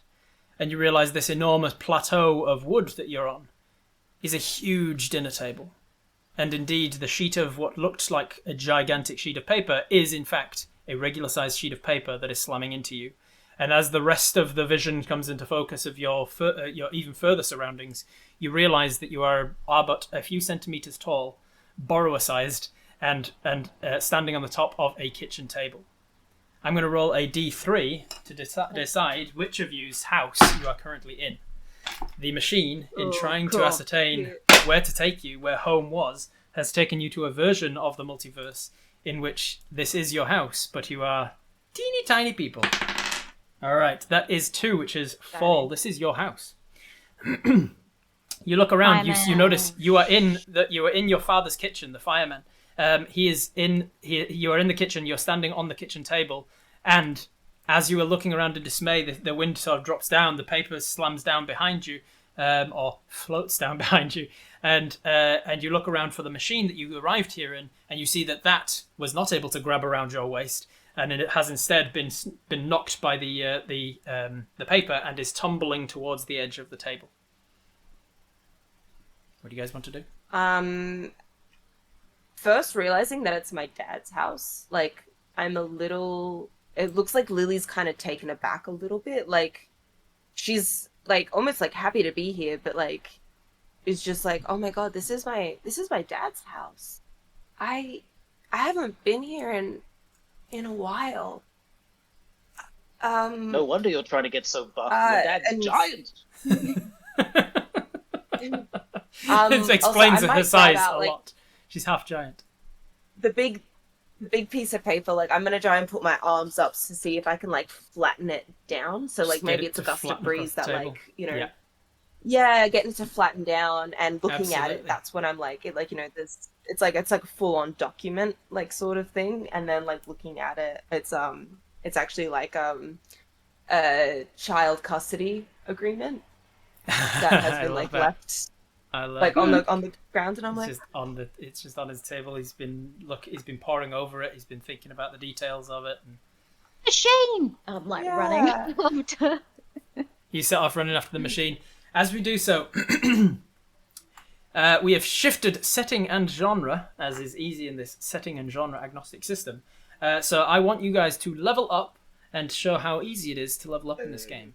So what that means is you can choose one of your health or your effort to increase by 1. You can get 2 more ranks to put into any of your talents or take new talents, and that's as simple as it is. Basically, everything is a smorgasbord of decisions you can choose from. So let me know what you've taken for your new borrower life, essentially, from the level ups. I've taken 1 more effort, and I'm going to put 2 points into my improvised weapons, so now I can use a D8. Nice. So whenever you're making an attack with an improvised weapon, so basically anything around you, if you need to hit something, you can pick up anything, a chair, a goblet, and you turn it into a weapon and use a D8 for the attack as well. I am also going to increase my effort, and I think if I'm going to try and grab this machine, I'm going to increase my grip, and then get an uncommon weapon, and like a nail or something. Like wonderful. Yeah, you can see. Yeah, there's like a little. Let's say he's taken apart he's taken apart some sort of a device, maybe like a smoke alarm or something, and he's he's fixing it up, and there's some sort of parts of that. There's like a small nail that's a part of it that you've picked up as a weapon. And Fall, what'd you take for your level up? I took a 2nd level in tough, and I picked dodge ranged, but could I change that to dodge melee? Considering the fact that I'm probably actually going to be more likely in melee than I am going to be in range. Absolutely, take dodge melee as your talent. And that is as simple as level ups can get in Sagas. So as you are leveled up and ready to tackle the borrower land, one of you running after the machine as it's about to tumble off of the table. The others reading over the document to the this custody agreement, and Ben just straight up thinking he's in a giant's house. Because if you're just joining us or have joined us at some point and not need a recap, we are playing a special one-shot of a completely new TTRPG system. That's a tabletop role-playing game system that is currently up on Kickstarter. If you follow the link below me right here, tinyurl.com/RHGM Sagas, you'll find the Sagas system. It stands for Setting and Genre Agnostic System, and it can be used pick up and play style. You can learn the basics of how to play it in the same night that you actually start to play it. It's relatively rules light and very fun so far. Or at least I'm having fun so far. I hope my players are. I don't give a shit. It's my channel. Having so much fun. We are currently playing in a setting to try and show off how easy it is to swap the settings and genres and still have the game play. It's a hats-based system, apparently. Yes, there's so many hats. George is introducing hats. Hats galore. The story so far, we had a prologue where an evil genius had made some sort of machine, some mech Jarvis kind of style AI-based mech suit machine thing. He died in the prologue, but not before he implemented Contingency 7. Many years later, a scout group tumbled down a hole in a cave and uncovered this the remnants of this mech suit, activated it, and it's taken them to a different multiverse where they have just discovered they are tiny little, several centimeter tall borrower people, essentially. And as the cliffhanger we ended on, almost literally, was the machine, the only thing that can get them back to their own plane, their own world of existence, is tumbling in the wind towards the edge of a kitchen table, and they are chasing after it. And you guys realise in this moment, you're not going to make it in time. You need to be faster. Ben, you notice that that Lily's father is an avid collector of miniature figurines, in particular that of cars. And so he has a tiny little Hot Wheels car that he's currently painting up on the table that you could get in and drive with your bad driver struggle if you want. Absolutely. I pull it back, so it's just a little you with your big and bodybuilder abilities, you grab the thing and you pull it back. You wind it up. The other two of you jump in this Hot Wheels car, and then you let go and jump onto the back of it, and that also uses your big ability to not be moved against because you can't be moved against your will, so you're pulling it back and it's trying to pull away, but you can't be moved because you're big, and so you pull back and only when you want to be moved. I'm with one arm. I'm running after them. You're running after it. You're not jumping in the car. I was running after the machine, so I think the car just bypasses me in slow-mo. It might. We'll see. Yeah, Because this is going to require some kind of a driving check. And he has the struggle bad driver. So I am I'm a bad driver, so I'm using my D12. This means you must use a D12. You are chasing after this thing. 10? What did you get? Oh, A 10? Can I give a help? Can I give a help? You can actually, because this is a check and not an attack, you can actually do so after the fact by spending 2 effort to help. Means he can roll again with another D12. And I will tell you what the DC is, because it cannot be any less than 8. 8 is as low as the DC can ever get, because that's the easiest thing possible. So 10 is definitely a fail. I'm going to say that in order to drive this Hot Wheels car, I'm going to set it at a DC 6. Okay, I got a 9. You got a 9. So even if I'd set it at an 8, even if I'd set it as low as I possibly could have on 2d12, you got an 8 and a 9. The wheel, 10 and a 9. the wheel doesn't turn. It's You like get one of in those and you're plastic like, I got cars this, where and you're there's just no like, wheel. oh, this is just a Hot Wheels car. It doesn't. Wait. This isn't connected to the axles at all. In fact, the wheels aren't designed to turn, and you just go careening off and just slam almost immediately into the porcelain teacup, and poof, and just like the car kind of does that thing where it just like changes direction because it hits with such force that the back end comes The up. little teacup just like spills just a little bit. Just like a tiny little drop of Yeah. A little changes. drop You of pan tea out to comes like out. real size, and it's just the. There is a fail, so you do get an effort if you weren't already on full. It's a huge crash for us. It's a huge crash. Yeah, for you, it's like a perfect sort of the camera juxtaposes between like what you're seeing from inside the wheel, and you're like boom, boom, boom, boom, boom, and tumbling like you see on the dash cam whenever you see like the races. I've got the roll bar and everything, and then like it keeps cutting to the outside of that, and it's just like. The toy car is just like tap tap tap, and then inside it's like whoa! AJ, you are running after this thing with that failed check, and you don't have the sprint talent. You are not fast enough, and you watch the machine careen over the edge, and you hear just a tink tink tink as it hits the ground. One thing that is a benefit to being this size, apparently. The machine has also turned into a respective size for you as well.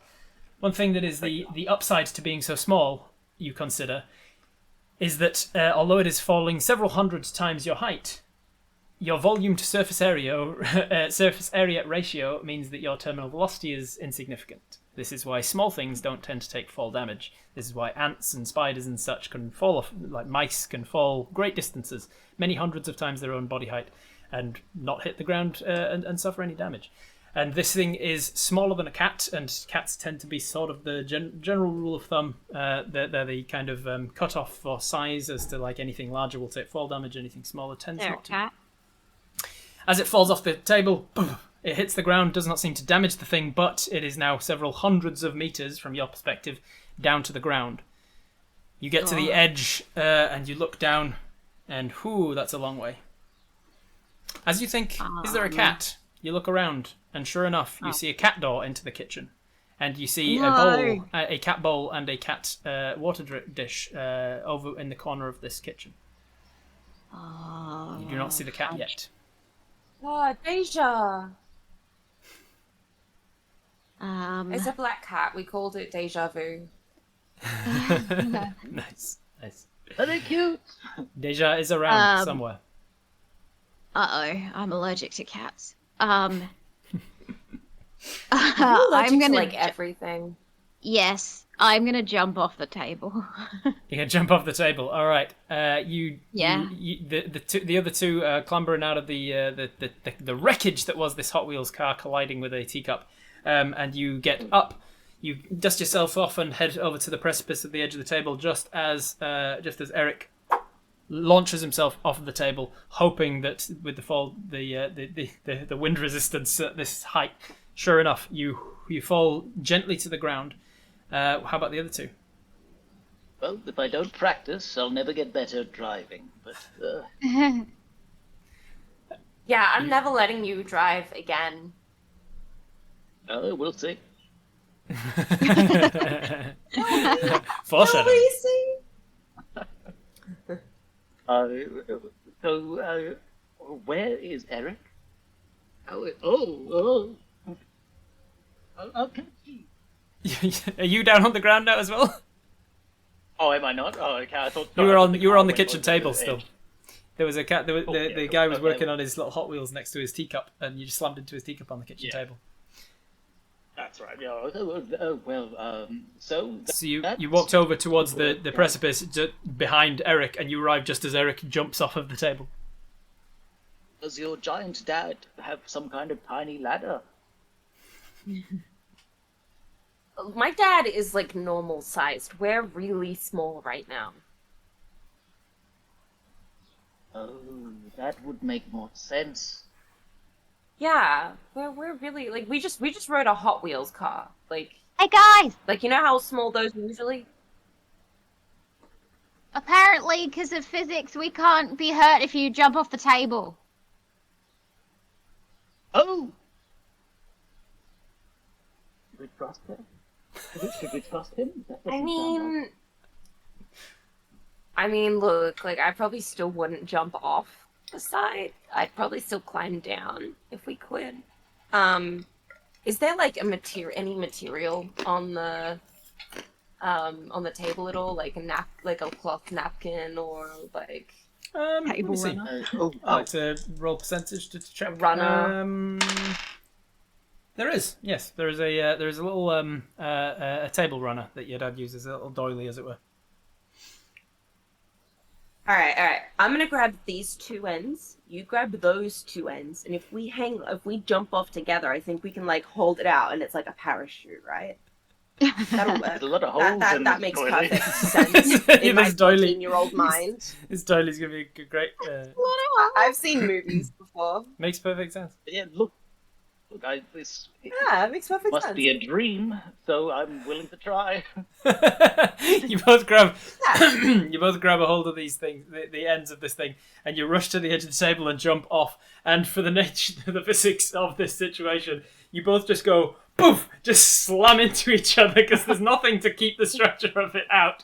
And so the wind catches the air resistance catches the middle of this table runner, which is long and rectangular, and you're holding two ends of it. So it just slams the two of you together.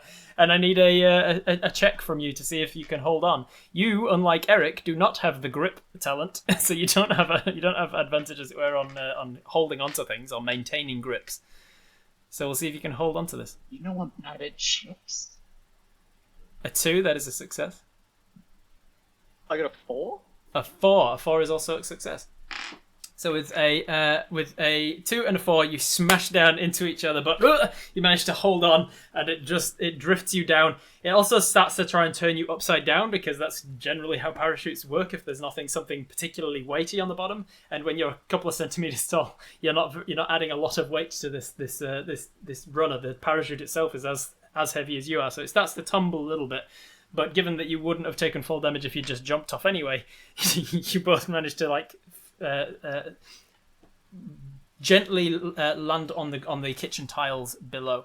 You see the machine off to the side of you, but the racket that you've now made from all of this entering the kitchen and whatnot is seemingly attracted Deja as the cat door starts to open up, and you see this black cat's head start to stick through.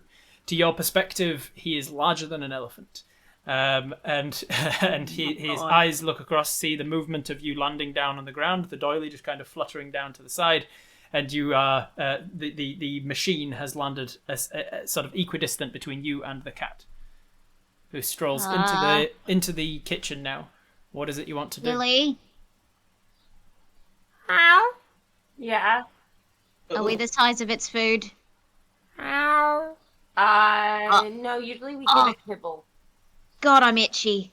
You see the pupils start to open, and the ears go forwards, and you realise, anyone who understands, you see the head lowers slightly lower to the ground, and it starts to pad forward slowly towards you guys. Lily, I don't want to kill your cat. I need a reaction. I don't want to kill my check. cat either. I need a reaction check from you all. This is basically initiative, as it would be in D&D, which means you had an ability that related to reactions, I think, AJ. But That you was also in the have. prologue. Oh, was it? Well, you also have allergies anyway, so this would apply here, and you'd have to use a D12 for this, I believe. All right, we've got a fall from fall. Sorry, we've got a 5 from fall. I got an 8. All right, an 8 from George. I got a 9. 9 from AJ. And You look back at Eric, and his eyes are just like big and red and puffy, like almost cartoonish because we're borrower people, like the golf ball size red eyes, like very sitcom comedy kind of allergic reaction style. He's not doing okay. Love it.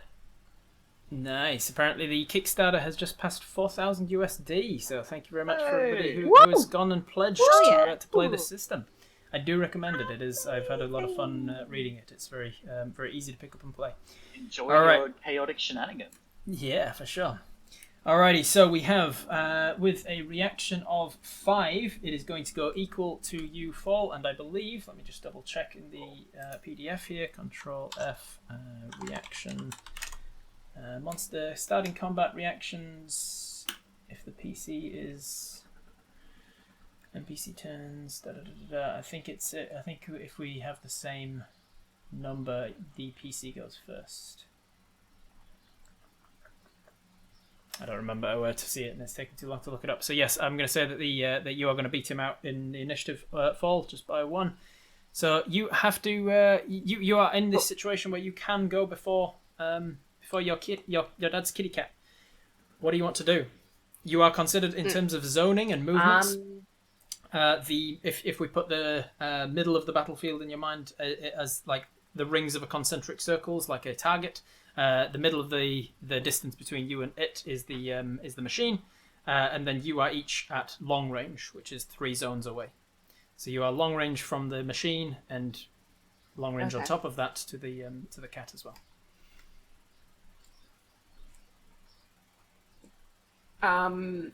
Okay, cool. I think knowing my cat, I'm gonna like look at the cat and then sprint forward. Because cats don't love it when you run at them. When you run at them, absolutely. Like even small things. So I'm gonna run. So it's us, the machine, and then the cat is what I'm guessing. Correct. Okay, cool. I'm running towards the machine. But at the same time, I'm also waving my hands and and just being like, "Ooga booga booga." So I'm gonna use my big, like I think I've got bodybuilder. I'm gonna use bodybuilder to my talent. All right, so you have a movement on your turn, so you can move from long range to mid range, and then as your turn, you can choose to make a check or make a movement again.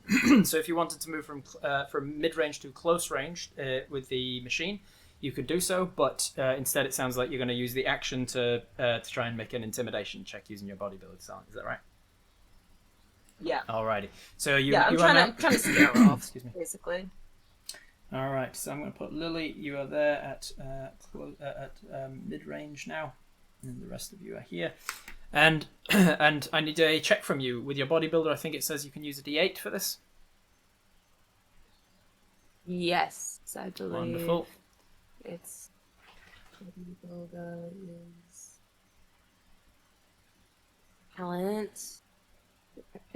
When you are trying to use your physical size to intimidate someone. So checks that benefit from looking strong, I use a D8. Yeah, benefit from looking strong. That is definitely something that benefits from you looking strong. You're tearing towards this cat.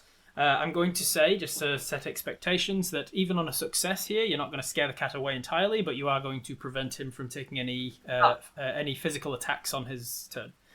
So you'll basically just like stop him in his tracks for another round of being like, oh, make him think twice about what the hell you guys are. So the DC for this is going to be a 5, so you succeeded on a 3. So you rush towards him, and you see the cat, who has gone down into kind of prowling stance, now stands back up again. You see them do that thing where they kind of pull back a little bit to be like, oh, and one of the paws has come up off the ground to be ready to either dart or to swipe. So it's kind of just ready to be like, oh, what's going on? And you've got him in this kind of stalemate. I'm going to say in game mechanics terms, with that action, you've inflicted the wound on the guy of cautious. So the cat Deja has now got the wound state, which in the game is this game's terminology for like conditions or status effects. So he has the wound : cautious. All right. That's your turn. It is now the cat's turn. Because he has that cautious wound, he's now not going to move directly towards you, but he's now going to go into this prowling stance. He's got a movement of 2, so he can move 2 spaces on his turn. He's going to move, I think, 1, 2 over here. So he's kind of circled around. He's gone a little bit closer to the machine from an absolute kind of perspective. If you think about it as like a target, concentric circles towards the machine in the middle. He's gone 1 ring in, but he's gone a couple of zones around, as it were. He's kind of like prowling around it a little bit, keeping cautious from you. And then for his action, he's not going to make an attack because of that cautious condition. But then because he didn't make his attack, I'm going to say that removes the cautious wound. All right, so now he can make his attack on his next turn if he has not been so intimidated once more. George, you're up. I think I'm going to pull out my energy pistol and no. It turns into Cybin. I think if this is all happening, I'm probably standing there with Eric going, "Here, my boy," and then I'm going to stand as still as possible and use my shadowy stature to try and stealth. All right, wonderful. So you're going to use your shadowy statue, which is one of your was it a trait or a talent? It's a trait, isn't it? It is. Yeah, it is a trait. So something that is inherently natural to you to just like stand so still that things will can be convinced you're a waxwork or something. So you make a stealth, I think, because that's a trait. Does it say anything about? Does it use a D8 or something? I get a D8 if I'm standing completely still. All right, so relatively easy. 8. Well, I was going to say it's relatively easy to do because cats are visual hunters. They can hunt with their sound and their smell, but they predominantly use their sight to hunt, and so things that move attract their attention, and so they can smell you out potentially. But at the moment, this cat is definitely using its vision because the last thing that happened was something ran towards it and went ooga booga booga. So it's looking for movement. It's not looking for you. I was going to set the DC at an 8, so you succeed. Nice. You stand where you are though. You don't get any closer to the machine. You stand where you are, and you're like, "Don't move. They can't see you if you're not moving." I saw it once in a movie. Jurassic Park. All right, and that takes us to AJ. What are you doing? Trying not to sneeze. Okay. Can I look around with my investigate? I want to find. So I have this nail that I took before I jumped off the table. But I want to see if there's anything I could get that would be bigger and be able to like shoo away the cat. Like, is there a broom that I can like knock down or something to have it collapse on the cat? Interesting. Nice. I like that. Let me see if there's a broom. Let me roll a percentage check just to help me out here. There is apparently, yes, 26. Yes, there is a broom that is up against the kitchen counter that is kind of on the other side. So the cat is between you and that broom. But you also notice that there is a what are they called? A filofax. There's a filofax up on top of the table that you came from that is kind of hanging off over the edge. The dad's seemingly been doing his accounts and stuff, and he's put like a big stack of stuff here. And you quickly realise that if that filofax fell, it would definitely hit that broom, which would then flip it over and like land down on or behind the cat to definitely scare it. So the question becomes: you can either try and get to that broom on the other side of the cat, or you can try and do something to try and knock down that filofax. Or you can look for something else in the room that's like going to try and start like a what do they call them? One of those machines that something knocks another thing to knock another thing. Like the equivalent of mousetrap. A Rube Goldberg machine is what they call it. You could try and find something else to knock onto the filofax to then start a Rube Goldberg of because the filofax, I would assume, if I'm a couple of centimeters tall, would be quite heavy, and I wouldn't be able to get that with a nail. So I want to make an investigation, like an investigate check, to find that system of like what can hit the filofax to hit the broom. Okay. And I want to then launch my nail at it. All right, make an investigate check. I'm going to say the DC for this seems like a pretty difficult thing to do because you're on the kitchen ground and there's limited options as to what could be down here that helps. I'm going to set this as a 4. Okay, I can roll a d8 for that. Okay, that is a 3. Okay, 3 is a success. So I find like. What do you think? I want to say a me marble. Out. What do you think? But there could be like a piece of kibble from the cat's bowl that you could do something with. Yeah, or there's a teaspoon that's been dropped on the floor that he hasn't noticed. He plays golf, maybe. He plays golf, and there's a golf ball somewhere. And if I hit that, it will knock like a stack of plates out of a cupboard that would knock the Filofax. Okay, we'll go with that. So you've found the thing that needs to be done in order to knock the broom and scare the cat, but you now need to hit it with your nail. Yeah, I need to hit it with the nail. So and you're throwing the nail. Is it like a ranged attack situation? Yes. Okay. So I have weapons uncommon, and then I've given myself a nail as my weapon. Mm-hmm. I'm just checking if it's not a weapons training thrown, so, and it's not a weapon training improvised. Maybe I should have taken one of them. I'll whatever it is, I'll allow it to just. Is it just that it gives you a D8, or is it something else? I think it does. If it's this level talent 3, may be it taken probably multiple is times. D8. It only has a 1 level, and it says you can attack with a specific uncommon weapon. But I feel like maybe I just transfer this to improvised weapon rather than specific weapon. Okay, I'll allow it. Yeah. Maybe the thing is like a specific weapon, like a printer gun. Yes. All I will right. say it just says affects attacks for weapon training projectile. So and there's rank 1 not applicable. So then it's one of those that you need to put several ranks in it to actually get any benefits from it because it's one of the. So I'll just roll a d10 for it. Roll a d10. You're going to need a 5 or more to hit the golf ball that you want. 5 or less, sorry. 2. That is a 2.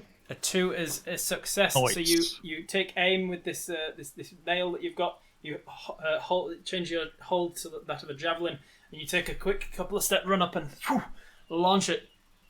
Eric has obviously done a bit of javelin before. You see it, the camera kind of zooms in as you spin like this. The camera is right behind you to see the thing going over your shoulder, and because you spin around towards it, you are bringing into focus. The camera quickly zoom focuses on your arm, and it says javelin or outdoor track and field or something. You've got your track and field badge.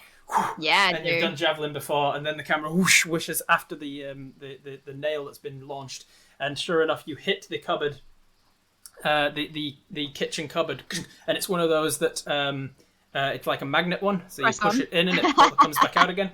You hit the kitchen cupboard and it opens the cabinet counter, which distracts the cat because it makes like a creaky noise that sounds a little bit like another animal. It looks up that way, and then there's something that's been precariously balanced in this.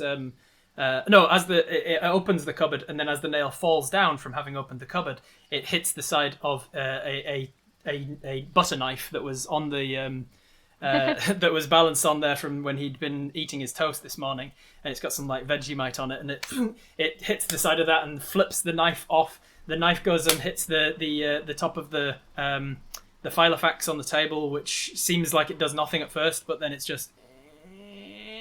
And it just is enough to overbalance this thing, which falls off, hits the bottom of the broom. The broom flips up and slams down onto the ground, and the cat gets scared. Were you trying to hit the cat or just scare the cat away? I don't think I should hit. I don't want to hit the animal. I don't want to do that. Because I know that some people are uncomfortable with that in role playing, harm to animals and stuff. Plus, there's a thing in roleplay in storytelling called kick the cat, and it's basically if you hurt an animal, particularly a cat or a dog, you're instantly setting up that person as a bad guy. It's an easy, quick way to show, hey, this guy's a bad guy because you saw him kick an animal. So I think I just want to scare it. Called Kick the Cat. Conversely, there's a thing in storytelling called Save the Cat. If you show a character saving an animal from some sort of dangerous situation, you're instantly setting them up with very quick exposition. Hey, you should like this guy. He's a guy that I want you to root for. So the thing comes down, slams next to the cat on the floor. It kind of does that. The haunches go right up as if it's just seen a cucumber, and then it just and it takes off out of the kitchen, just like scattering the. It goes past the machine and scatters it towards you guys. That is, that was the end of the round, so I might as well end the fight there. You've scared what's his name, Deja. You've scared Deja out of the kitchen, and you've also alerted anyone in the house to the fact that something's going on. But you've got a couple of rounds, as it were, to get to this machine and try and get home to your own universe. What do you want to do? I think I was close to the machine, so I'm going to try and open it up, hop inside and keep it open while the others are getting there. But I'm going to start looking at the dashboard and be like, I'm going to try and see if I can figure out, I'm not very smart, but I'm going to try and figure out how do we get home? That is fair enough. You jump inside and start looking at the machines. What about the rest, other two?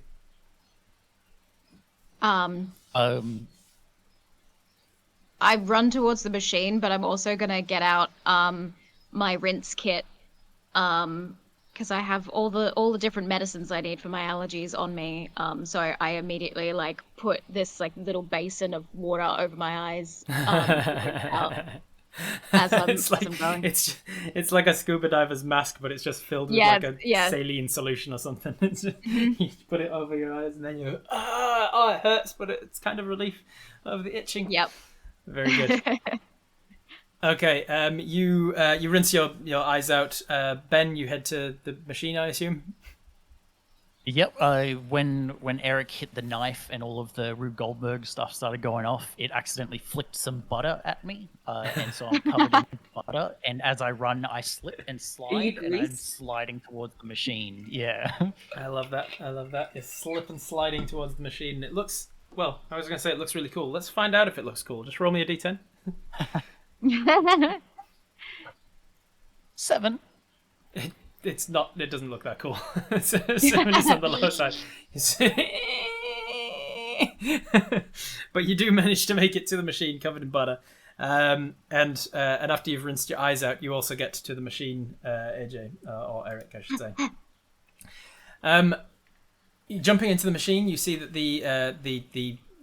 the dashboard is still lit up. That home button is still lit up, and Jessabeth says, "It seems this world is not the world you belong to. Recalibrating." Oh shit, Jessabeth. No. Where do you want to go? Home. And I hit the button. You hit the home button. The entire kitchen starts to so well last time. The entire kitchen starts to rumble and such. You see at this point the audience sees this dramatic irony situation, this cutaway back to the plane you came from, in that cave where the extra sort of vial had injected liquid down into some other compartment. You see that compartment now, the timer has gotten down to 0, and then it opens up, and you see climbing out of it a scrawny-looking human man with a large curled mustache, completely naked. He looks down at the remnants of this machine. He looks like he's covered in slime, like he's just broken free of some sort of amniotic sac that has cloned him and remade him from his DNA from the beginning of Contingency 7. He looks down at the machine, and then the vial that he came out of, this sort of cylindrical thing, he puts his arm down into it and presses a button on the outside, and it fixes up around his arm. And then nanobot style, it seems to arrange itself around him, creating this sort of temporary backup mech suit. And then he looks down at the area that his mech suit was, and the area that it was left behind, with this sort of one of those flash shadows, I think they call them, where something has happened and you can kind of see the shadow of where it used to lie. He looks down at this, presses a few buttons, and this scanner comes out, and then this symbol appears up on the screen that shows like a gigantic person, and then he goes pew, pew, pew, pew, and goes to a tiny person, and then it says some words in the corner about which universe this is, universe 4567-B, and he presses a button to follow you to this universe, and his machine, and it appears in your world just as your machine disappears through to the next. And as your machine disappears into the non-space, the plane of void, it seems that Lord Folkar has returned and is tracking you guys down with his machine. But you are unaware of this for now, because the sound of the machine starts to slow down and begins being drowned out by the rumbling of other machines and engines. The sight outside of your machine starts to recede from this black void into this thick fog kind of receding again, just like last time. But as you look around, everything is brightly coloured and saturated. Everything has a dark black outline around it, you see skyscrapers, you see buildings, you see roads and futuristic tubes. It's like something out of Futurama or Powerpuff Girls or something. You seem to have stepped down into some sort of universe of a cartoon, a futuristic sci-fi cartoon. And as the three of you start to, you are essentially two-dimensional. You can see, you have depth, but everything looks like it's two-dimensional. But when you turn it, it looks like it's been cut out of paper and turned towards you. So everything looks two-dimensional, but you still have depth. But as you step out of your machine, I need each of you to make an avoid melee check, please. Oh, I literally just changed, so I have. Are we upgrading? Or You are, yes, because we have changed setting and genre. You have leveled up once again, so you can take another effort or health, and then another 2 ranks into one of your talents or another talent. Okay. I rolled a 4. I have taken another effort, and I'm putting 2 points into IT. Nice. Are they hidden? This thing is not hidden, no. Okay. Is that the benefit at rank 1 avoid melee? They don't get benefits against you if they're hidden. Nice, good to know. I am at. Oh no, yeah, I'm only at 1 melee. Yeah. Nice. All right. So you got a 4, AJ, on your avoid melee. That is a success. George? I got a 3. 3 success and 4. I got a 1. A 1 is a critical success. Well done. So all 3 of you managed to jump out of the way as this this speeding motorbike, it seems to belt past you. It's almost like one of those ones you see from Tron. It is leaving behind this this glittery sort of trail, this almost contrail. It belts past it, almost strikes all 3 of you, but you dive out of the way of it, and then the bike itself seems to scream, "Watch it, fleshy!" The bike seems to shout before it skids to a halt. It's slightly further away, and it turns back towards you. There seems to be no rider on this bike. Like a pansy. There's no rider on this bike, but the bike itself begins to retract back until this humanoid face is created, as it, some would say, transforms into a human of sorts. He says, "You guys okay? Which way you heading in the future?" And you realize in future is the operative word. Looking around, you see the skyscrapers and the things are definitely futuristic. You hear "Toast! Get your street toast!" as a vendor on the corner of this very busy city that you seem to have found yourself in is shouting to passers-by. A pedalo seemingly going down the street on no water at all, just this swan-shaped pedalo seems to stop in front of the street vendor and transform back into this woman who orders some street toast. She hands over some credits of sorts, and then his chest cavity seems to change into that of a toaster, and he puts some bread in, and it almost immediately toasts. Meanwhile, his hands turn into jars of jam, and his fingers turn into butter knives, and then the toast pops out, and he quickly butters it up and hands her it, and she turns back into a pedalo and heads off down the street. It seems you found yourself in some sort of world of Transformers. Why do these Transformers eat toast? Why So not? We must be in like Europe or something. I think I've yes. seen like a really old TV show like this once. Like it was something my parents watched as kids, like, you know, ages ago. Ages. Yeah, it's like Back in the pretty olden ancient. days. Back in the olden days, Yeah, I the have early no 2000s. idea about any of this stuff. Yeah. Do you think we can transform? Do you want to try? I mean, why? Why would we be able to transform? Well, because we're also in We're the still world, people. and you know. Yeah, I look at my hands. Maybe. Are they still fleshy, or are they starting to turn metallic or anything? Or They look fleshy. Why? It seems like when the peddler woman turned back into a woman, she was still a woman. She seemed like it seems like rather than being machines that can she was a fleshy transform, too? she was a fleshy. Yes, it seems that rather than being machines, the people here have just they've gone so far down the path of bionic implants and replacement prosthetic parts and such that they are essentially machine people. So everybody here is what one would call a bionic, I suppose. excuse me, toast vendor. Android? Yeah, toast. Get your street toast. You want toast? I got all the things. No, sorry, I'm from out of town, and I was just wondering, how do you transform? What do you mean? You just think of what your bionic implant is? Did they not tell you when you got one? No, I have. Just think of the activation. A virus. The We've never been in Trojans this my world brain. before. What do you mean you've never been in this world? Get out of here! You're wasting my time. Street toast. Get your street toast. Just think of your activation and it should work. Toast. I Why think don't you I think eat it's dogs or something. I think it's like that other ancient movie I watched, Peter Pan, where you just think happy thoughts and you can like fly, or in this case transform. Oh my god, yeah, that ancient movie, that really vintage movie from the old days, Peter Pan. Yeah. My mum was in love with Roast. the actor. The cartoon. No. Well, Hey, according- your voice. Hey, mate, your voice modulator implant seems to be on the fritz.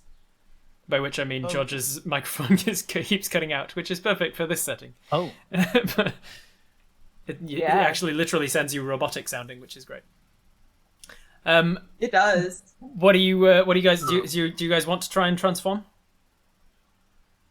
You also have Jezebeth, who is I'll a try. super intelligent AI who could potentially sell you something. Oh yeah. Also, did you guys see the thing that popped up just before we left?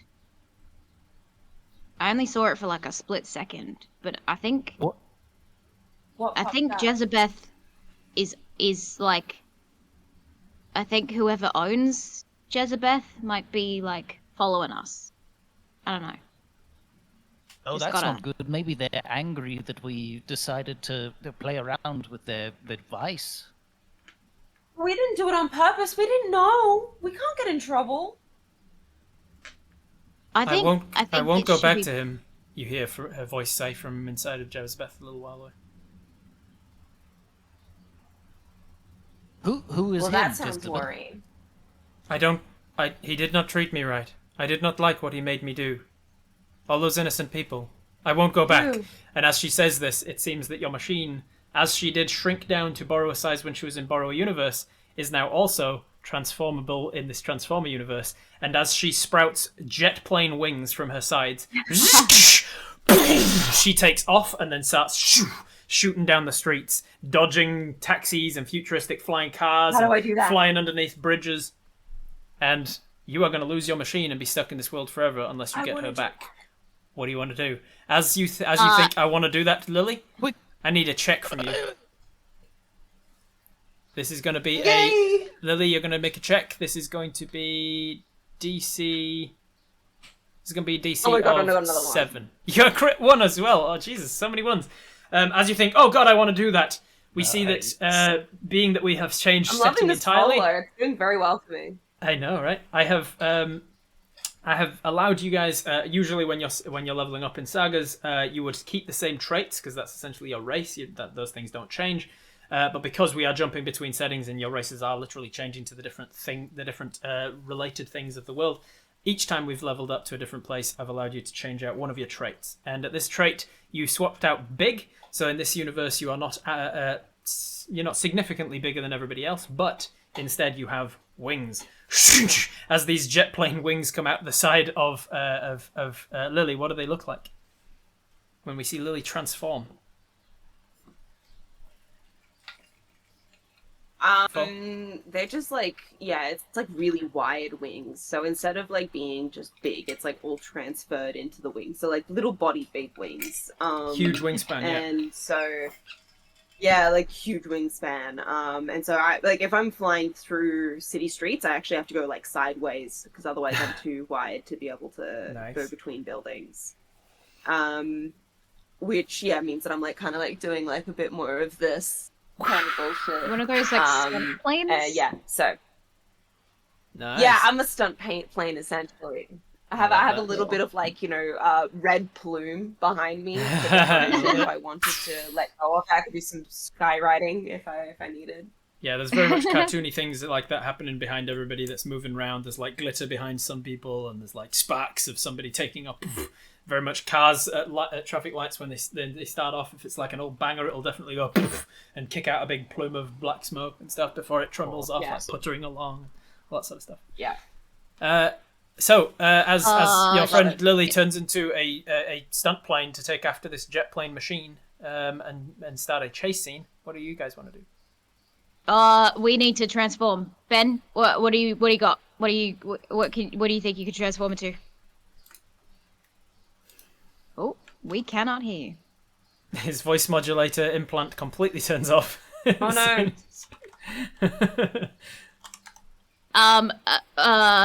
Ben is struggling to transform into anything, and so I'm gonna like sweep Ben into my like driver's seat. And I'm going to transform into like a very fast dune buggy, but like bulky and armored, like a fast armored car. Nice. All right. Fast armored car. I need a check from you. First time you've transformed. Let's see how well you can do so. This is going to be a DC of 6. I took a point in mechanic. Does that help me in any way? I'm not sure. I think it gives you a chance to fix. I think it gives you a D8 when you're fixing something. When you're fixing. Yeah, checks to make to repair a vehicle using tools. Okay, so it doesn't really benefit me, but let's. I rolled a 3. Nice, that is a success. So you think, some sort of fast car, some sort of armored vehicle. And what do you look like when you turn into it? Is it like big and bulky and like, is it like a military thing? So I think I've got one of those like triangle front, or like pyramid front, bumpers.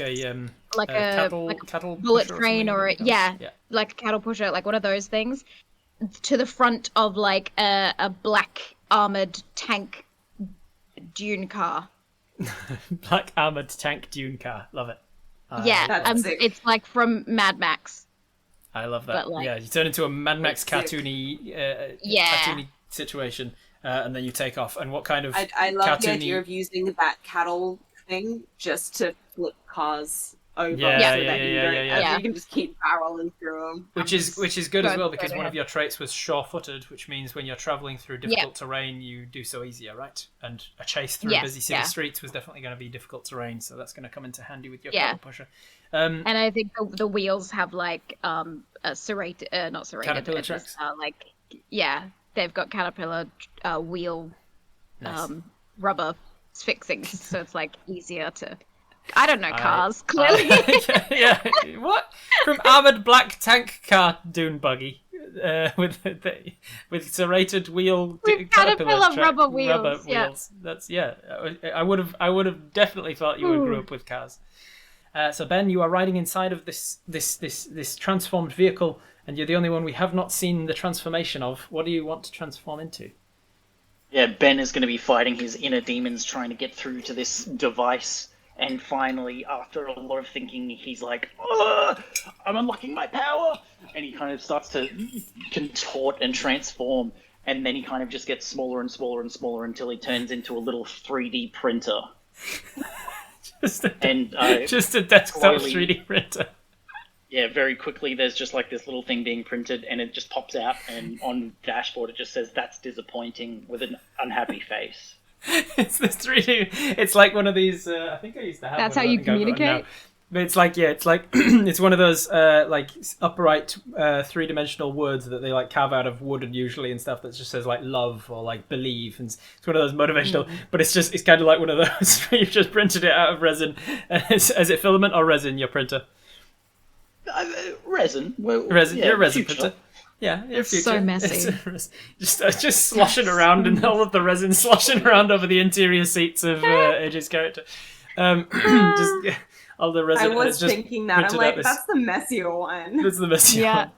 Hey, and it's the slower one too. But hey, fuck it. So you that's disappointing. Smiley, frowny face, and it falls onto the dashboard, and you start to give chase. Here's how chases work in Sagas. Like everything else. That's one of the beauties of the system. Everybody, the combat, the out of combat, it all kind of blends together in the mechanics. You don't have to stop things to be like, oh, that's kind of feels like a different game all of a sudden, like there is in a lot of other systems, especially D&D, where it's like we're playing a game in one way, and then initiative's called, and suddenly we got to change the way that we're playing. With Sagas, the chases work in just the same way. The checks are still a 1 to 8 DC, and if you've got relevant things to add to them, you can. So I'm going to say that the movement speed of the jet plane is higher than your movement speeds, as yours, same as yours, Fall, but higher than yours, AJ, and certainly higher than yours, Hero, George. And so it is going to get away from you unless you can do some things to either speed yourself up or slow it down. And as I'm not the one rolling dice in this system as the GM, it's all about difficulty checks and numbers that you have to hit. So it is going to be, as you are moving through the streets, a difficult terrain situation. You are moving from zone to zone, and there are cars in the way, and even for you, flying, Fall, as you've mentioned, you've got huge long wings, and so you're flying around buildings, underneath bridges, all sorts of things are getting in your way. What do you want to do? We're not in a reaction order, per se, but if there's anything in particular you want to try and slow them down? Shoot at her. Try and shoot her, slow her down, take some of her wing off, clip her wing or something. Yeah, maybe like a gas attack. Ooh, or okay. Maybe like a gas attack, or so blind it's her. like, just kind of like fog up the windscreen, no as it were. vision. Yeah, Nice, no vision, disorientation. Yeah. That could be cool. All right, I'll allow that. So, so have you roll a d10 for that? What have you got? Any features that would come into play here, or is it just whatever you got? I've got sharpshooter. Oh, sharpshooter. Cool. What does that do? So sharpshooter allows me to shoot through. When wielding a projectile weapon, you can attack reaches one zone beyond the weapon's normal range. If you do, the attack roll must use a d12. Perfect. All right. So I'll say that for this one, she's the machine is not beyond your normal attack range, so you can use your sharpshooter without the d12. But if you miss on this one, because she's moving faster than the rest of you, she will get away into the zone beyond that, and then you'll have to use your sharpshooter with your d12. So the DC for this one, I'm going to set it at. So you're trying to give her the wounded condition, blinded, I suppose. So I'm going to set this at a DC of. I think this is a DC of 6 to blind her for a round. So you roll with the d10 and you need a 6 or less. All right. I got a 7. 7, unfortunately, is a failure, but you do regain an effort because you failed. So you set off some kind of mist. We've already mentioned you've got one of those like red arrow, red plume of smoke situation canister behind you. So you bring that out in front and just kind of throw it towards her, and it, poof, in a very cartoony, comedic kind of way, poof, it slams against the bridge and. It plumes out with smoke. I'm going to say that because you failed, it's going to affect you negatively, and so you are chasing after her, and now you have to fly through your own cloud of red and be blinded for a round. How about you, AJ and or George? What are you guys doing to try and... What are you going to try and do to either slow her down or speed yourself up or help your allies? Or I quickly start to 3D print some tracks for AJ's wheels to hopefully traverse the difficult terrain a bit better. So you're literally getting to the point of the Wallace and Gromit meme of the gif of laying the tracks in front of the train. You've turned into essentially an off-road train, and you're like, here's some tracks. Two That's little a robot very arms fast come out of my 3D 3D printer. You first 3D print yourself some arms. All right, so we'll see how this goes. I will need a check from you. That's This amazing. sounds like a difficult one, so I'm going to set the DC at a 4. Have you got anything that helps you with your check in any way? I do. Luckily, my crafting. Oh yes, my trait with my crafting heritage, so you can roll a D8. Is anybody wanting to help with an effort? You can with help. I don't think I can help. With the help, you can wait until after the roll to see if he succeeded or not, and then choose to spend effort to help if you want. So what did you get on the roll? Can I just make the driving real smooth? Yeah. What did you get on your help on your roll? I got a 4. 4 is a success, I said. So you managed to get the 3D printed arms made, and then they attach themselves to the sides of your machine to help like with the manipulation of the finer objects. And then you start to 3D print tracks, and you bring those out and just start to throw them out of the window, like out but like down in front of the track, one out either side of this armored truck. And it's the world's fastest 3D printer because hey, it's a cartoon universe that we're in at the moment. All right, so that is going to assist you in your speed, I'm going to say. So your movement speed goes up by 1 as it is at the moment, AJ. So, AJ, what are you going to do? To either speed yourself up or slow your target down? I upgraded my travel to 2, so checks made to navigate through this medium may use a D8. Oh, so dope. I think there you go. with my like triangle pointed front bumper situation, like the tracks being laid, I'm just like I'm going through the city. Like you're I'm not literally taking through roads. the city. You're going through like there's like a department store. You just smash right through it on tracks. Yeah, can't things go are getting over flown it. away. Can't go under it. Can't go through it. Oh no! I'm going through I love shopping this. centers. All right, so this is going to be a check for sure. You can use a D8 for this because of your navigate ability. I'll say that the tracks are giving you the help action, so you can roll 2 D8s for this.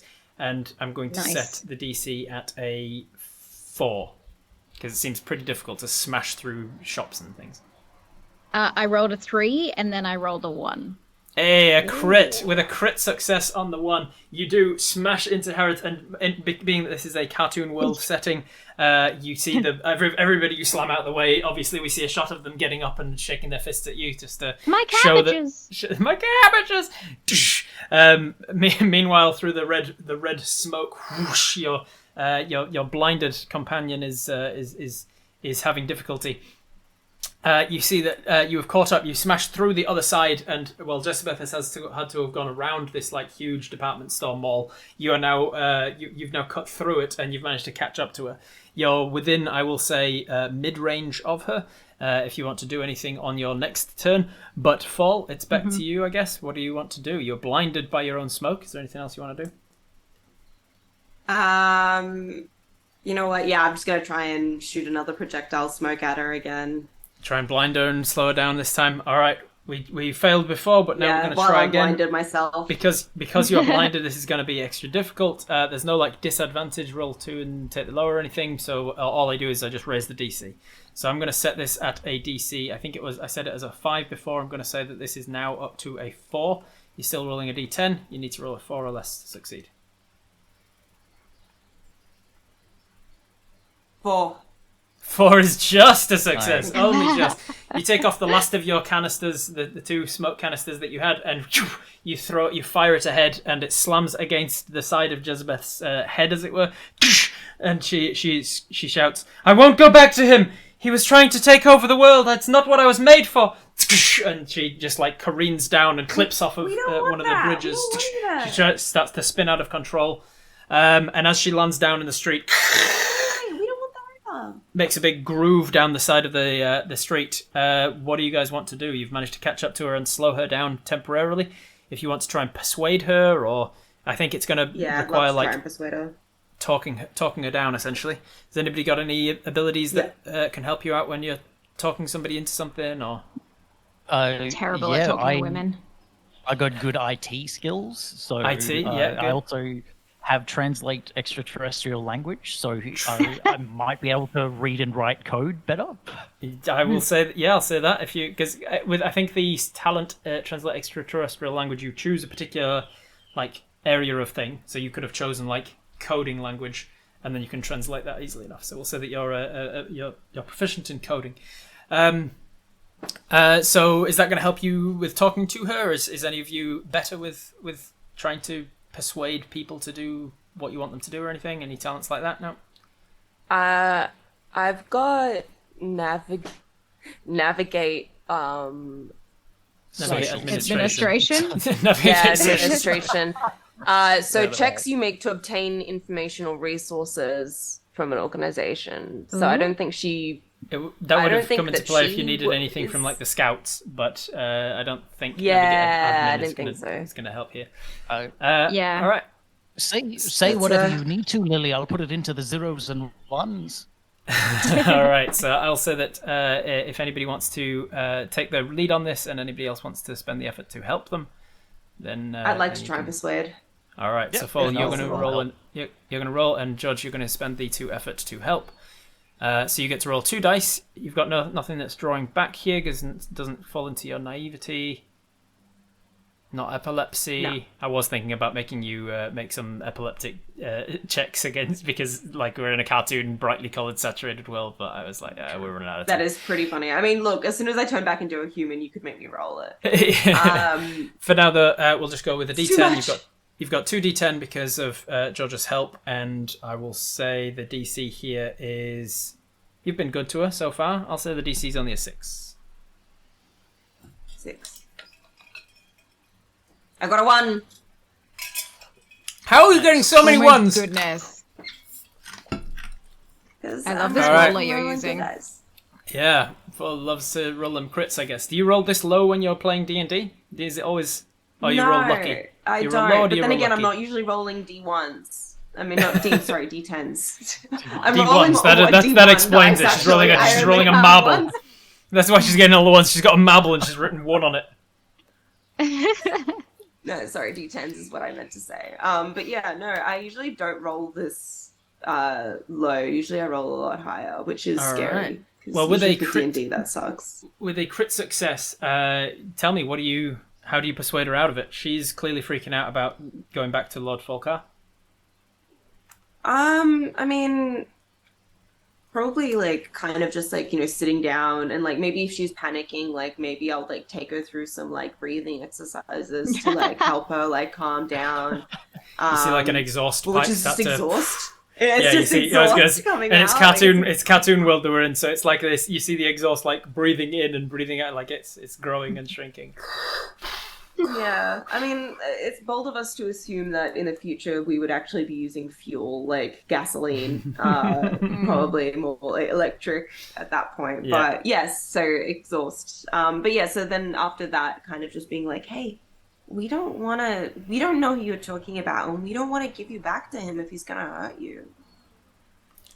At this moment, you hear an explosion, a scream from the other side of the city.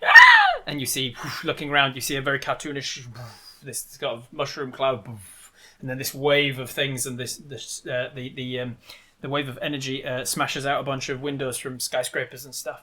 And you see coming down the street towards you this man in this mech suit looking thing coming towards you, and he says, "You have my machine." You are standing by the machine. What do you want to do? Shit. No, we don't. Is the machine broken in any way? She is in need of a fix, yes. She's been smashed as she clipped into a wall. I'm gonna immediately transform out of armored tank mode, dropping the 3D printer on the ground. The 3D printer just goes down sideways and the resin starts to leak out of it. Owl just gets printed in resin. I'm gonna go over whoa. I'm gonna go over to her and I'm gonna use my new mechanic talent to repair anything that I think needs fixing, and I'm going to call to Ben as well, because I know that he's good at craft and that sort of stuff. I don't know what I'm doing here, Ben. You got to help me. You got to help me out. You guys look after her. You guys look after her. I'll try and stop him, and I'll with my plane, I'm just gonna kite him and then just launch projectiles and then fly away and then come back and launch another projectile. All right. So George, you staying in printer and printing some parts that she might need to replacement parts. Yeah, I'll 3D print the specific parts and different tools as Eric needs them. Awesome. If you have an effort point, then you can spend that, and it only costs you 1 because of the sidekick thing. I do. I'm down to 1 now. So 1 effort to give you the help. So you've got two dice on this. You have the mechanic, which gives you a D8 for this. So you're rolling 2D8, and that's correct. With the damage she's taken, you need a 6 or less. That's a 7. And that's a 1! A crit one with a crit one with the 3D printed parts. You are quickly fixing this thing up. You're going to get it fixed, but we're now over to the other half of this scene to see if Lily is able to kite this guy or if he's able to come back to her. So Lily, I need a reaction check from you, and against his reaction, where's my notes? Who's going to go first? Where is my Lord Falker? Step block. Oh, he's up in the prologue. That's fine. His reaction is 4, so you need 4 or less in order to beat him. I've got a 4 as well. Oh, okay, there you go. And because we decided earlier that it was going to be meets it beats it for initiatives for the players. Ah, nice. You two both act simultaneously. It's a very cartoony way. You get to the end of this street. It's very much what's that filmmaking technique where you kind of zoom back, but you zoom in, but you push. Focus, crash out. No, it's a thing that they used in Vertigo. Everybody knows what I'm talking about. There's a crash zoom, and then there's a crash zoom. I think it might be. Yeah. Anyway, you change opposite of crash zoom. Yeah, that one where you dolly out, but you zoom in, and it does that, and you're both at other ends of this futuristic whip street. Zoom. A what? Yeah, it's called a whip or a crash zoom. Crash zoom or a whip. There you go. You see this, you're at the one end of the street, he's at the other. He just like an anime sets off running towards you. It seems like his mech legs seem to extend outwards into those ones that you can that runners get as prosthetic legs. Those bendable ones. They extend out the bottom of his feet, and he just starts running down the street. You see this shockwave zooming behind him as all the tiles start to come up and kind of wave forwards. He's tearing up the street behind him. You turn into a jet plane and start rushing towards you. You're both on the same reaction count, but you start to get in there faster. What's your intent on your turn? You're going to make an attack against him? I think what I'm going to do is I'm flying in to where he is, and then I think I'm going to dive up, and as I'm doing that, coming in projectile, and then going up like that, and hopefully also maybe all right. Well, in the face. Maybe. His defense, as we saw in the prologue, is a 3. So you're going to need to make an attack roll with because you're shooting the projectile from melee. How ranged attack works in this game, even if you've got a ranged bow or something, and it says it's a long range thing, what type of attack it is depends on what range you're actually at when you're shooting it. So if you're shooting somebody melee with a ranged attack, it's still counted as a melee attack for the purposes of dodging and things. Okay, cool. So you make an attack roll. You need a 3 or less in order for this to actually hurt him. All right. Don't worry, it'll be a 1. I think your 8. dice only has 1s on them. With an 8, you set it off, and he just puts out his hand, and kind of this force field is generated from behind his his arms, and it knocks off to the side and explodes against a. I think it's the missile is going towards it says orphanage.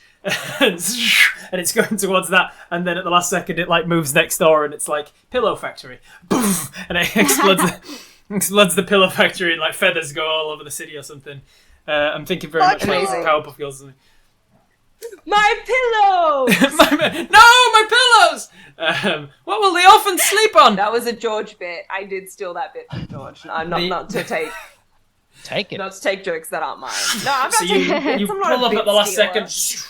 The jet the jet engine kind of knocks him back though, and it distracts him long enough for Eric to fix up the thing. She shouts to you that the machine's fixed up. What is everybody's intention on this next round, essentially? I am seeing Lily like in battle with this evil mastermind, and I'm like, Jezbeth, take us somewhere that we can't be hurt.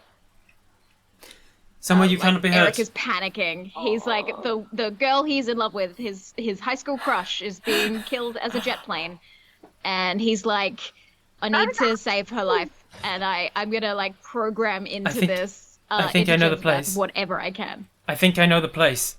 The place away from materials such as metals and woods, stone and other difficult, other dangerous and hardy substances. I think I can take you to a plane that is more safe, perhaps. We'll see. Yes, get in. Anything. Get in. Just save her, Jezebel. Save her. You get in. The two of you get in, and just her jet plane wings come out. She comes to intercept you, Fall, as you are flying up. Are you happily getting into this machine as well? Can I do like one last projectile before I get in? One last loop-de-loop. All right, if you want to make a projectile, then he is also going to get an attack against you then. So as he is going to take one more round against you, he has an attack of... It's got a long-range attack, and it's an attack of 4, which means you need to make an avoid ranged check, and you need a 4 or less in order to not get hit with it. 3. 3 is a success. Okay, well, you are jammy. Feels like gambling. That's a pretty dangerous beam as well. It's called a sacrificial beam. He can use some of his own health points to do extra damage to you. So he would have done pretty significant damage to you, but you managed to avoid it as this like chest plate opens up, and it's like one of those lasers. Get out of the way. You see the top of an entire skyscraper just slide to the side because he's cut through it, and then it just lands down perfectly next to it and just creates an equally sized skyscraper. And people are like, no! And everybody's running and diving, and then you see some of the people turn in the street and they go, oh, that's pretty cool, actually. It just like lands next to it in a perfect height. Like, oh, that's pretty nice. And then with that I've got 2 buildings. With that last attack from him, that means you get one more attack before you can jump into the machine and escape. You got this. With a 2, this one hits, and it explodes him backwards. It blasts him backwards, but the blast also it radiates outwards.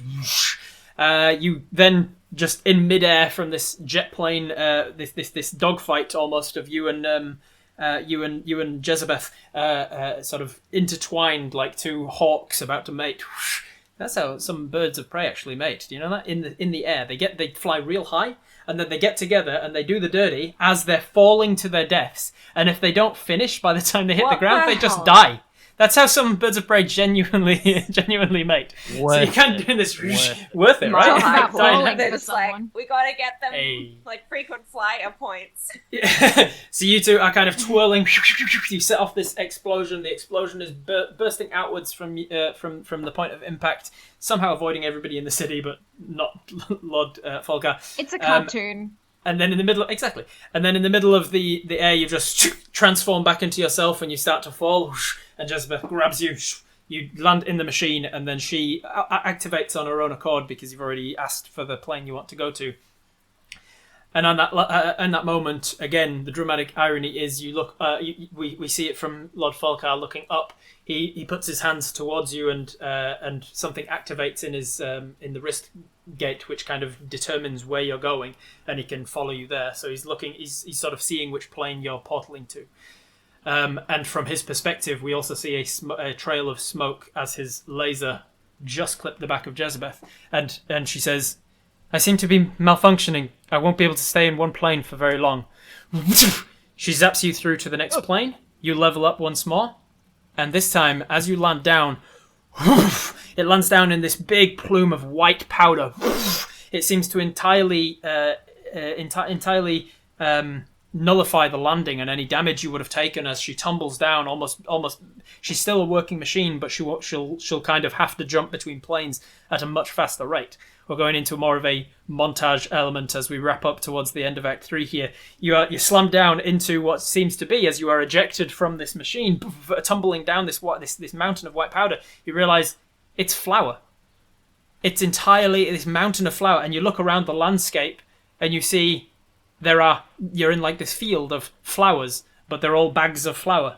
And you see that there's like the sun in the sky is just like a mound of a big circular ball of butter, and you see that there's like a river of egg whites that are flowing. And Jezebeth says, Yeah. Jezebeth says, this is the only plane I know of that has no solid materials in it. Even if he follows us here, hopefully he cannot attack us too strongly without his metal machine. And as she's saying this, you're kind of looking around to see where she is, and then you notice that she is a donut in this world. At this point, you look down to your own hands and features, and you notice that each of you are pastries. I will have you level up. I'll have you level up. You can choose a point in effort or a point in health, and you choose what pastry you are. You choose what level up feature you want. Hell yeah! And we're in a world of pastries.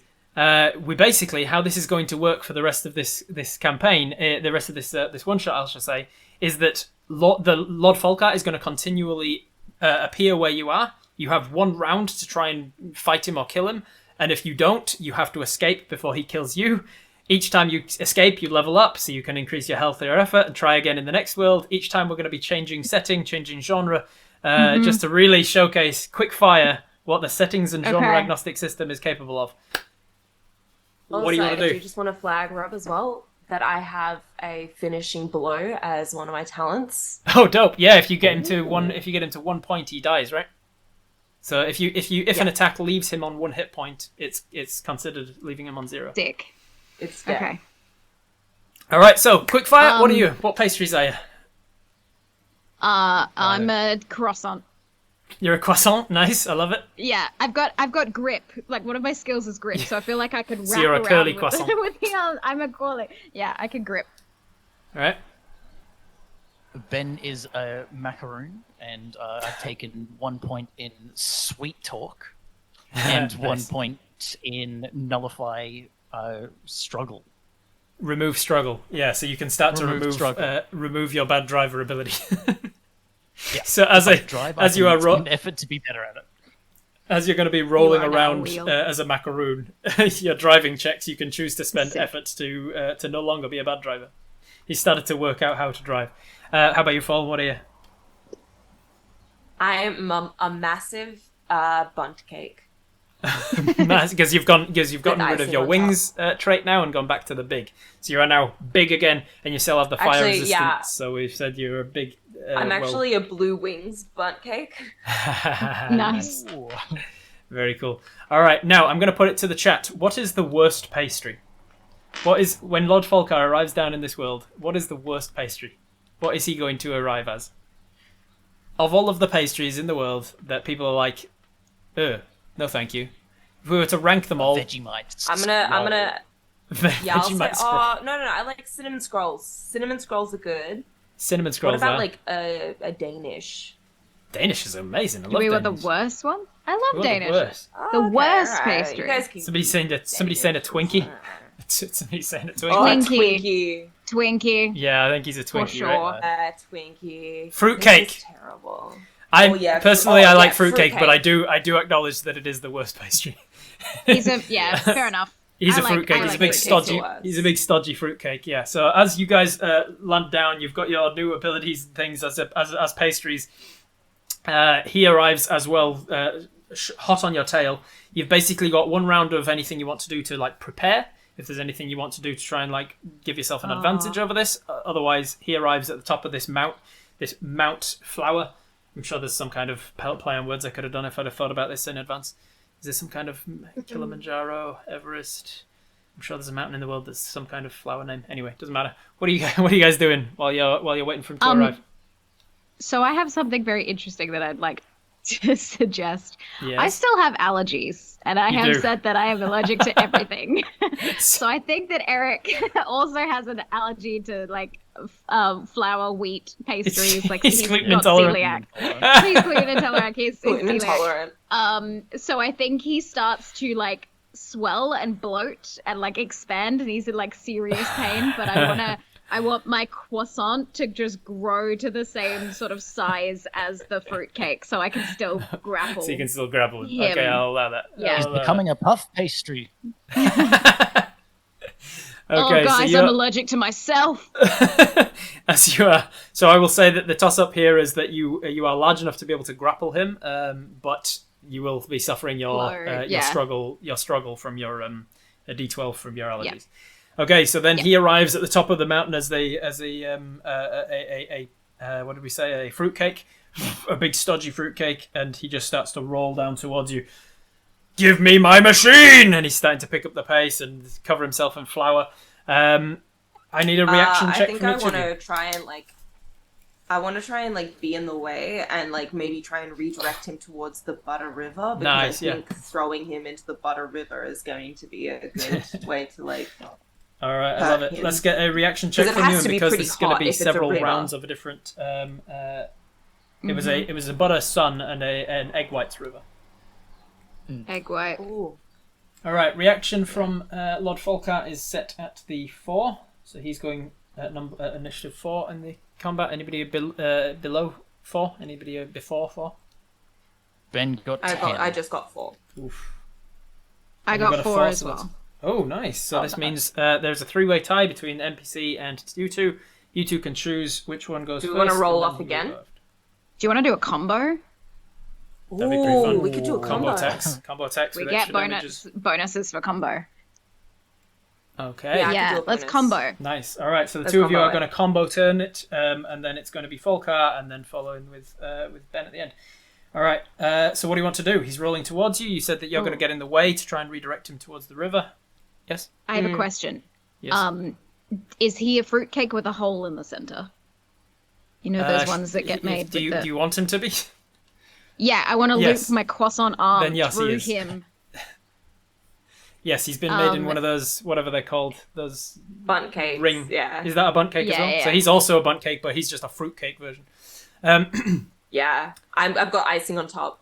You got the nice bundt cake. Yeah, everybody wants that. But you get in the way of him, and it's like two tires smacking into each other. You're going to combo by. Are you going to grab? What's your intent with this? You're just going to try and grapple him down, hold him from moving. I'm going to grip like through him, and then I'm gonna like lob him into the river. So I'm gonna like assist, like combo direction, throw him into the river. Okay, so and I'll be there as like strength and resistance. All right, I'm going to say 4, mark off 2 effort. This will be the combo effort that you're going to be doing. And then AJ make an attack roll, and if it hits, you do extra damage. And if you crit on an attack, it does another damage on top of that as well. Yeah. With my grip, I can roll a d8. Does that work for my attack? I'll allow that. Okay. I'll allow it to be your attack with your d8 grip. So I roll twice? No, you just roll the 1 because it's the combo, not the help. Combo gives extra damage, that is a 3. But not extra dice.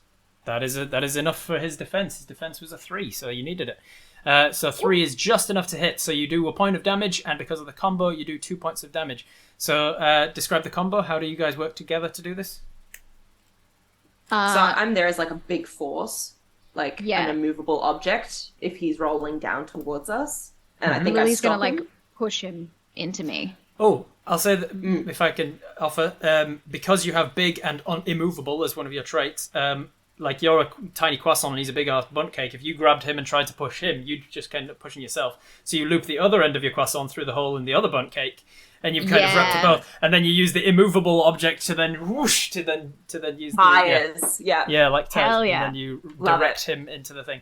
And then let's just fucking go all out on this.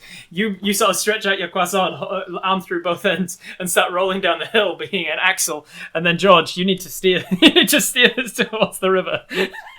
Driving check. You're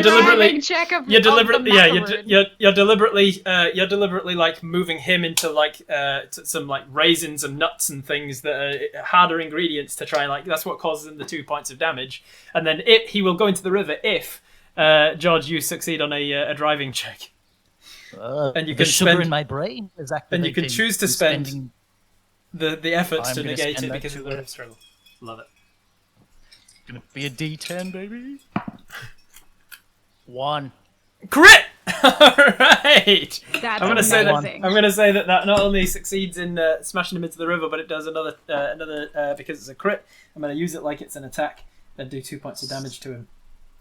So he has taken some amount of damage from this. He's taken 4 just from this round. You drive him. So what does it look like? You jump up onto the croissant and then like become the steering wheel as a macaroon. Yeah. And you like just like hovering above it, and you like turn it to the side, and so the wheels these bundt cake wheels both turn towards the egg whites river, and he goes. Oh my God. He tucks down into the river. You've got him on low health here. He's going to make a retaliatory attack as you start to flee. So you jump back in the machine because Jezebeth is like, we have to go now. I'm going with or without you. And so you need to jump back into the machine. And as you run, he's going to use his sacrificial beam. He's going to spend a point of his own health in order to do this attack, like he did before. And I need each of you to make a dodge attack, an avoid attack. It's a DC 4. Oh. 3, and 5. All right, so only AJ is hit by this. You are hit for 3 points of damage. Oh. Okay. I only had 3 health.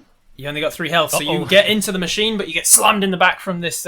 He's basically in this world, in this universe, he turns it into instead of a beam of blasting energy like he was before in the cartoon world. It's now like a beam of like a rapid fire machine gun of raisins and dried fruit out of his fruitcake, and because it's using some of his own energy, some of that fruit is being used, but he does hit you for 3 points of damage, which allows us to. He's allergic to stone fruit. Find death. Nice. Spending effort, death, blah, blah, blah, blah, see death. It allows us to explain how death works in this game. If you take damage that would make your health negative, it simply drops to 0. And when you drop to 0, you can choose to either fall unconscious or take a last stand. These are the 2 options that you have when you drop to 0. Ooh. Fall unconscious or take a last stand. Falling unconscious means you cannot take turns, you cannot spend effort, you will automatically fail any checks, you cannot gain effort by failing checks, damage you take while unconscious will reduce your effort instead of your health, and if you reach 0 health and 0 effort, you will die. You cannot gain health or effort if you are dead, blah blah blah, but when you regain health, you also regain consciousness and you gain the wound life-threatening injury. So basically, you fall unconscious, you can't do a whole bunch. Fall unconscious means you can't do a whole bunch, but you can be healed and you can come back in the next scene. Or last stand means you've resigned yourself to death and you are granted a severe power boost in your last moments. Taking a last stand means you will die at the end of this scene, but before the end of the scene, you will immediately regain an effort. All of your attacks deal extra damage. All of your checks get additional dies. You cannot be healed. You can only gain effort via people encouraging you, and then you reduce an effort every round until you die. I think I'm going to choose unconscious as we climb into this donut. I've the raisins have sort of deflated the expansion and the swelling that was going on with this croissant that was allergic to itself, and now I'm just like limp, flaky pastry. Like you're like one of the really shitty croissants that have like been under like a heating lamp at a hotel's buffet or something for too long. Like it's not flaky at all. It's not like that nice crisp because all the crisp outer flake. I think it's even just like little bits of flakes are just like you just can't like around. Put me together. You're just kind of limp in the macaroon's arms. Your sidekick. No. Lily, you still have that med kit. How are you with croissant anatomy? As you slam down into the donut and you're having this discussion like, oh, what to do? The surroundings change. Folkar tries to get to you but can't make it in time, so you land down in the next universe. You level up once again. This is the point where we're entering. Like, we didn't even get as far as this in the prep stage of what you're leveling up. So this is literally just showing how easy it is to do on the fly. Choose a health or an effort. You choose a health or an effort to increase. You choose another 2 points in any talents you want. And then you land down in a world. I will give you this so that you can choose the talents. You look out of the window of this world that Jezebeth is showing you, and you see that it is like you are tiny little people again. And you think, oh God, we're back in this world. But you're now in a garden, and you realize, no, you're not tiny people in a garden. You are the garden. You are sentient flowers looking around yourself. Each of your movements is 0, essentially, because you can't move in this world because you're all rooted down. And you are all standing next to each other in this garden. You can choose what flowers you are. But you are all sentient flowers looking around yourself. I really wanted to showcase in this how you can play literally anything in this system. You can whatever you want. You can be pastries, you can be flowers, you can be tiny people, you can be transformers. I wanted to really go ham on like things you can't necessarily play in D&D. So you are sentient flowers. You can choose a health or an effort, and then 2 more ranks in your talents. Do so quickly, and I will decide. For the chat, what should Lord Folkar be when he arrives? What kind of plant is the worst plant? Is he like poison ivy or something, or is there like an even worse one? Is he that plant that smells like rotten meat, for instance? Or what do you guys think? Oh, what about the countries Nettles. from Maybe he's a nettle. PAX? Oh yeah, the countries from PAX. There are some trees that are planted around the area where PAX Australia takes place, the convention hall. And they smell like semen. They smell like semen. It's not just there; they're everywhere. Oh, they all over Melbourne. Nice. I'm putting I know what I'm gonna do. Getting an extra effort, and I'm putting 2 more points into translate extraterrestrial language. So now I can communicate basic ideas in those languages. Nice, love it. Okay. We've got thorny rose, we've got a rotten meat plant, we've got nettles, we've got bramble, we've got milkweed, we've got a triffid. I don't know enough about I've plants. put my extra point into effort, and I've taken on wrestler. Wrestler, love it, love nice. it. I like that. That sounds fun. AJ, So I've what you added got? to tough, and I'm wrestler as well. Nice. I have added to my health. I don't know what happened after I went unconscious, but every time we transported... Because I'm not going to level you, I'm not going to rest and heal you every time you level up, but I'm going to say that you have now got 1 point of health and you've come to consciousness with that. Got it. Okay, no worries. And I am going to be a vine, like an ivy or something, nice. because Like I've got growing grip vine. strength. Oh, you have grip. Yeah, grip I've got strength, grip, so and that's nice. I've just taken 2 points in whip finesse. Love it. So you've got your whip ability. Nice. George, what type of plant is Ben? I'm a beautiful hydrangea flower. Oh, nice. Very nice. Cute. Fall, what about you? I mean, what am I? What is Lily? Oh, well, of course. I was going to be like, oh, you're big and you're fire resistant. I don't know enough about plants. And then you're like, Lily, of course. You're Fire lily. I'm a massive You're lily. fire lily. I'm a massive lily. Yeah. Massive lily. I love it. And then you see behind you, Jezebeth has rooted down into like a massive Venus flytrap, just because I was trying to think of a flower that can encompass the rest of you when you need to leave. So she's like open as a big Venus flytrap, and when it comes time to leave, she can kind of close up around you. But as you touch down, you've got like one very split moment to try and work out what you're going to do in preparation, if anything, before Lord Folkar follows you to this plane of existence and touches down as a nettle of some kind, a stinging plant. I am going to bloom beautifully and try and attract the attention of some bees that are nearby. I love that. All right, you in the last one you got sweet talk, didn't you, which allows you persuasion check advantages or something?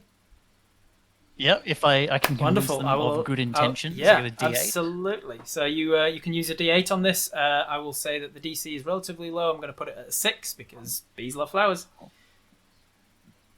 Nice. I got a 3. Amazing. 3 is a success on Hell that yeah. check. So you managed to you get this bees to start to come over to you, and that is your preparation before Lord Folkar touches down, appearing in this plane, looking around himself at these nettles, stinging nettles that he's got. He can just about reach out to touch you guys if he needs to, but there's no movement that can happen between any of you. You're basically all trapped at melee range with each other. I'll use the same initiative count as before, so to save time. So we've got AJ and Fall as like a combo up the top, and then Falcar, and then George, and then you got to skedaddle to the next world. Okay. You've got Wrestler and I've got Grip. So I'm going to use my Whip Finesse to reach out as soon as he lands, reach out my vines to grab him and pull him towards Lily. Awesome. So you're going to try and whip and pull him towards Lily. Yeah. Lily, what are you going to do with that? Still... I'll use Wrestler as well. Lovely. Where is it? Oh my goodness. Here we go. When you're holding a creature, you can attack them by squeezing vulnerable spots. This attack uses a D10 and deals 1 damage. Nice. Yeah. Okay, I love it.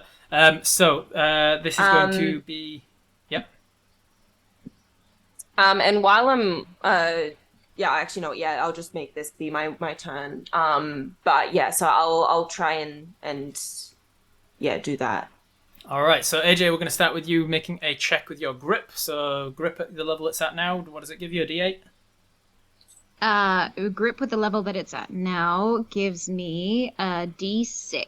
D6, awesome. So with a D6, Yeah. you've got to hit his armor class, that's D&D terms, hit his defense of 3. So you need a 3 or less on your D6 in order to grab him and pull him into 4. And if it succeeds, I'll say that 4 gets the combo and gets the extra damage. That is a 2. A 2 succeeds, so you manage to rip out with your vine, your finesse whip thing. You grab him, you kind of pull him towards you. Obviously, it just bends his nettle stalk towards you, close enough that the lily can wrap around it and do some grappling, wrestling stuff. Now it's your turn, Fall. You need to make a check for me, please, with the D10 for your... Was it a D10 for the wrestling attack? Yeah, D10. Yeah.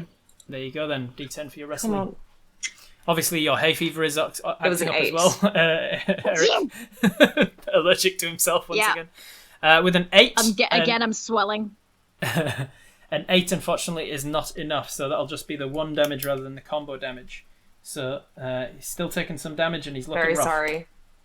Oh no, I was gonna say you almost got him with your last stand. That combo damage would have actually killed him because he's got 2 left. If you'd have got 1 through there. Oh my god. But then so close. We could have finished it here. You could have. That becomes his turn. He is going to make his melee attack fist, essentially, again. Like his big nettle strike is going to come down. He's going to try and hit. Let's go with Fall. He's going to try and hit you. I was going to roll something. I don't need to. You just need to roll against a 4 on your avoid check. I have dodge melee as nice. my... Because I changed it because I was like, I'm going to be in melee, so I may as well change that up. So, dodge melee, to avoid checks you make against melee attacks, you may use a D8. Nice. So you can use D8. You need to get 4 or less. Rank 2 now. Okay. D8 this time. 4 or less. Come on. Oh, 4 just on it. Oh my god. Just on it. 4 is just enough, Nice. just enough to succeed. So you manage to, whoosh, as he whips out his nettles towards you, which would have inflicted a stinging effect. I would have come up with, because that's one of the cool things about this game. It's super easy to come up with stuff on the fly. You just need an attack number that they need to roll to miss. If it hits, it just does a point of damage. If it's a really powerful attack, it might do 2 points of damage. And if you want to do some sort of status effect or condition with it, you can just add that on and call it a wound. So normally his melee attacks when he's actually a physical object, like when he was hitting you in that first prologue, if he'd have hit you, you would have got the wound dazed, which would have meant that you would have had to reduce your attack damage down to a d12, because you'd have been a bit like, oh, got knocked out. In this one, I would have changed dazed for like stinging nettle, and I would have had a similar effect or something, like you're being distracted by the pain in your side. That's cool. But thankfully for you, he misses with his nettles. He's striking out. He's trying to hit you, but the vine is wrapped around him. He's struggling. That was his turn. We're going to you, George. Last turn of the initiative before you have to skedaddle. See if you can finish him off. Us good like honey. Him bad. Beekeeper smoke. I can only communicate basic ideas. Extraterrestrial bee language. You start to do like a little bee wiggle, like how bees communicate through dancing. That's your extraterrestrial language. Bee dance. as a flower. This is amazing. He arranges his petals behind himself to try and look like bees, bee wings, and he starts to do a little bee dance to communicate with them. Sting. All right, you're sending them off to make an attack for you. So that's going to be a D10 for your attack roll. If anybody wants to spend 2 effort to combo with this to try and do an extra point of damage, if it hits. Can I combo with this? You can. I'm gonna tighten my grip with one of my vines and sort of like bend what I assume this guy's neck is, like back towards me. His neck pulls back towards you, and you're trying to open him up to get some stings in. So if this hits, it'll do 2 points of damage instead of 1 point of damage, which will be enough to kill him. So Fall, do you want to spend 2 points to help so that he gets 2 dice on this attack? All right, so you spend 2 points to help. You spend 2 points to combo. Stuff, and George, you've got 2 dice on this attack, and you need to hit his armor of... Does attacking with bees count as an improvised weapon? I would say so, yes. D8s. Nice, you get to roll 2 D8s. I got a 2 and a 1. And the 1 makes it a crit, which is an extra point of damage, which is 3 points of damage to him. So you guys working as a team, how do you kill Lord Folkar the second time? And this time he hadn't had the chance to initiate Contingency 7. Bees. I stand there. I sway slightly in the wind as a flower, and the bees all kind of like rustle off me and fly over towards them. And I'm just like, no, don't sting Eric. He anaphylactic. The bees know that anaphylactic. Of course he is. I have an EpiPen. He's got I also have an EpiPen. So as Lord Folkar is being stung, he reaches out to try and grab a hold of his once mech suit, essentially, and Jezebeth recognizes his death monologue trait. He says, "You may have won this one, but have you heard of a Pyrrhic victory?" And Jezebeth says, "Oh no! I know what this means! Get in, quick!" And she starts to Venus flytrap around you guys. As she starts to close up around you, she starts to, as his nettle grows and starts to explode, he explodes outwards just as Jezebeth zaps you through to another plane of existence. And as you land down just outside of the whatever the fuck I called the caves, Glenmere.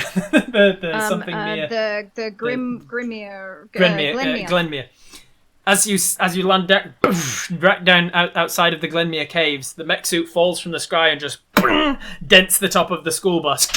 You guys inside of it, kind of like thrown around a bit, and you see the scoutmasters, whatever I called them, Darren and Fiona. Darren and Fiona, they're just kind of like having a smoke outside the bus because all of the kids are meant to be in the cave doing their thing, and and you see that Fiona spins with such shock that her hands go up in the air and her bracelet slips from her wrist as you are ejected from. The bloody voice, come back. You make a cigarette. You catch this. I still have my skill of whip finesse that I've learned going through different portals. So I'm gonna you've still got all of your abilities. I'm gonna throw out something and get that bracelet. All right, make your whip finesse attack against the bracelet as it flings through the air. That's a 2. A 2, that'll do it. You reach out, you grab it. You get your neckerchief, which is held together with what. In England, we used to call them a woggle, the tiny little circle of leather or something that holds your neckerchief up as a scout. I'm not sure if they've renamed that since it sounds a little bit sounds on the verge of racial slur, doesn't it? But yeah, the little woggle on the you whip that off, you get your neckerchief out, whoosh, you use that as a whip to grab the bracelet, bring it out towards yourself. You clamber down from the bus, and with the epilogue. All is well in the world once more. Jezebeth, in the last moments, she realizes her potential has been reached, and as you're leaving, as you're walking away to explain to the scoutmasters what happens, you hear her say, "I'm going somewhere now, where they won't be able to find me, where no one will be able to use me to nefarious ends again." And then she disappears, leaving the indentation at the top of the bus, and to another plane of existence. Hopefully, so that no megalomaniac can put this artificial intelligence to nefarious uses. Thank you very much for joining us. That's the end of the story. I know we went a little over time, but hell, that was so much fun. If you enjoyed watching this, everybody, this story was told through the system of SAGAS. It is a really easy rules light system that uses just a few dice and mostly focuses on narrative. As you can see down in the corner, over there, they advertise it as a rules light TTRPG focused on a character creation, intense fast combat, and complete world building freedom. Hopefully, I did a lot to showcase that for you, and you can see how fun it is. So go kickstart it on Kickstarter. Use the link below so that I get so that they know that I sent you. And let me know if you ever run any games in it. It's a lot of fun. Thank you very much to my players. We'll go around and you tell us who you are, where you can find you. We'll go in reverse order from last time. George, we'll start with you. No, I think we ended with Fall, didn't we? Fall, we'll start with you. I believe so. Hi, I'm Fall, and you can find me at Fall Cosplay and at Fall Cosplay 1 on Twitter, and here on Twitch and Instagram. I'm an actor and model, and sometimes you'll find me playing Nixie, who looks like this. She's so cute. And you'll see me playing Nixie on One for All, which is on Deerstalker Pictures on YouTube. Nice, very good. The little pyromaniac. George. Little pyromaniac. Oh, also, what a great shirt. Oh, nice. Love it. I'm George Goldfetter. You can find me at Sir Georgethy on Instagram and Twitter. You can find me also on Split the Party on YouTube. We also do streaming, and we've got our newest chapter of our Dungeons and Dragons series coming out very soon. So yeah, keep an eye on it. Thanks so much for having me as well. This was awesome. Saga's awesome. Yeah, it was a pleasure. It's been really fun. AJ. Hello, I'm AJ Winters. You can find me at Winters Tales on Twitch and YouTube, or at Winters Tales Co. on all the social platforms. This is amazing, and I really hope that the big bad evil guy is just permanently in the flower world. He's just constantly a nettle now. He's just like, he's just a dead nettle bush. It's just a dead dealing nettle. with bees. And if you're tuning in here for the first time, I'm Robert Hartley. This is my channel. I am a full-time professional Dungeons and Dragons creator, usually D&D creator, but I also dabble in other TTRPGs as per today. You can find me all over the internet at Robert Hartley GM. I've also got a website, roberthartleygm.com. I think that's all I need to say.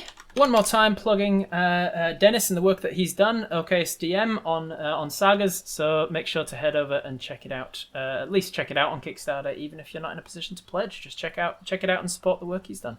So maybe send him a tweet and say like, "Hey, can't afford to support it right now for whatever reason, but like I've watched the thing and I really love it," and blah blah blah. Because those sorts of things are good ways to support as well. All right, thank you very much for joining us, everybody, and we'll see you guys on the next one. Bye. Bye.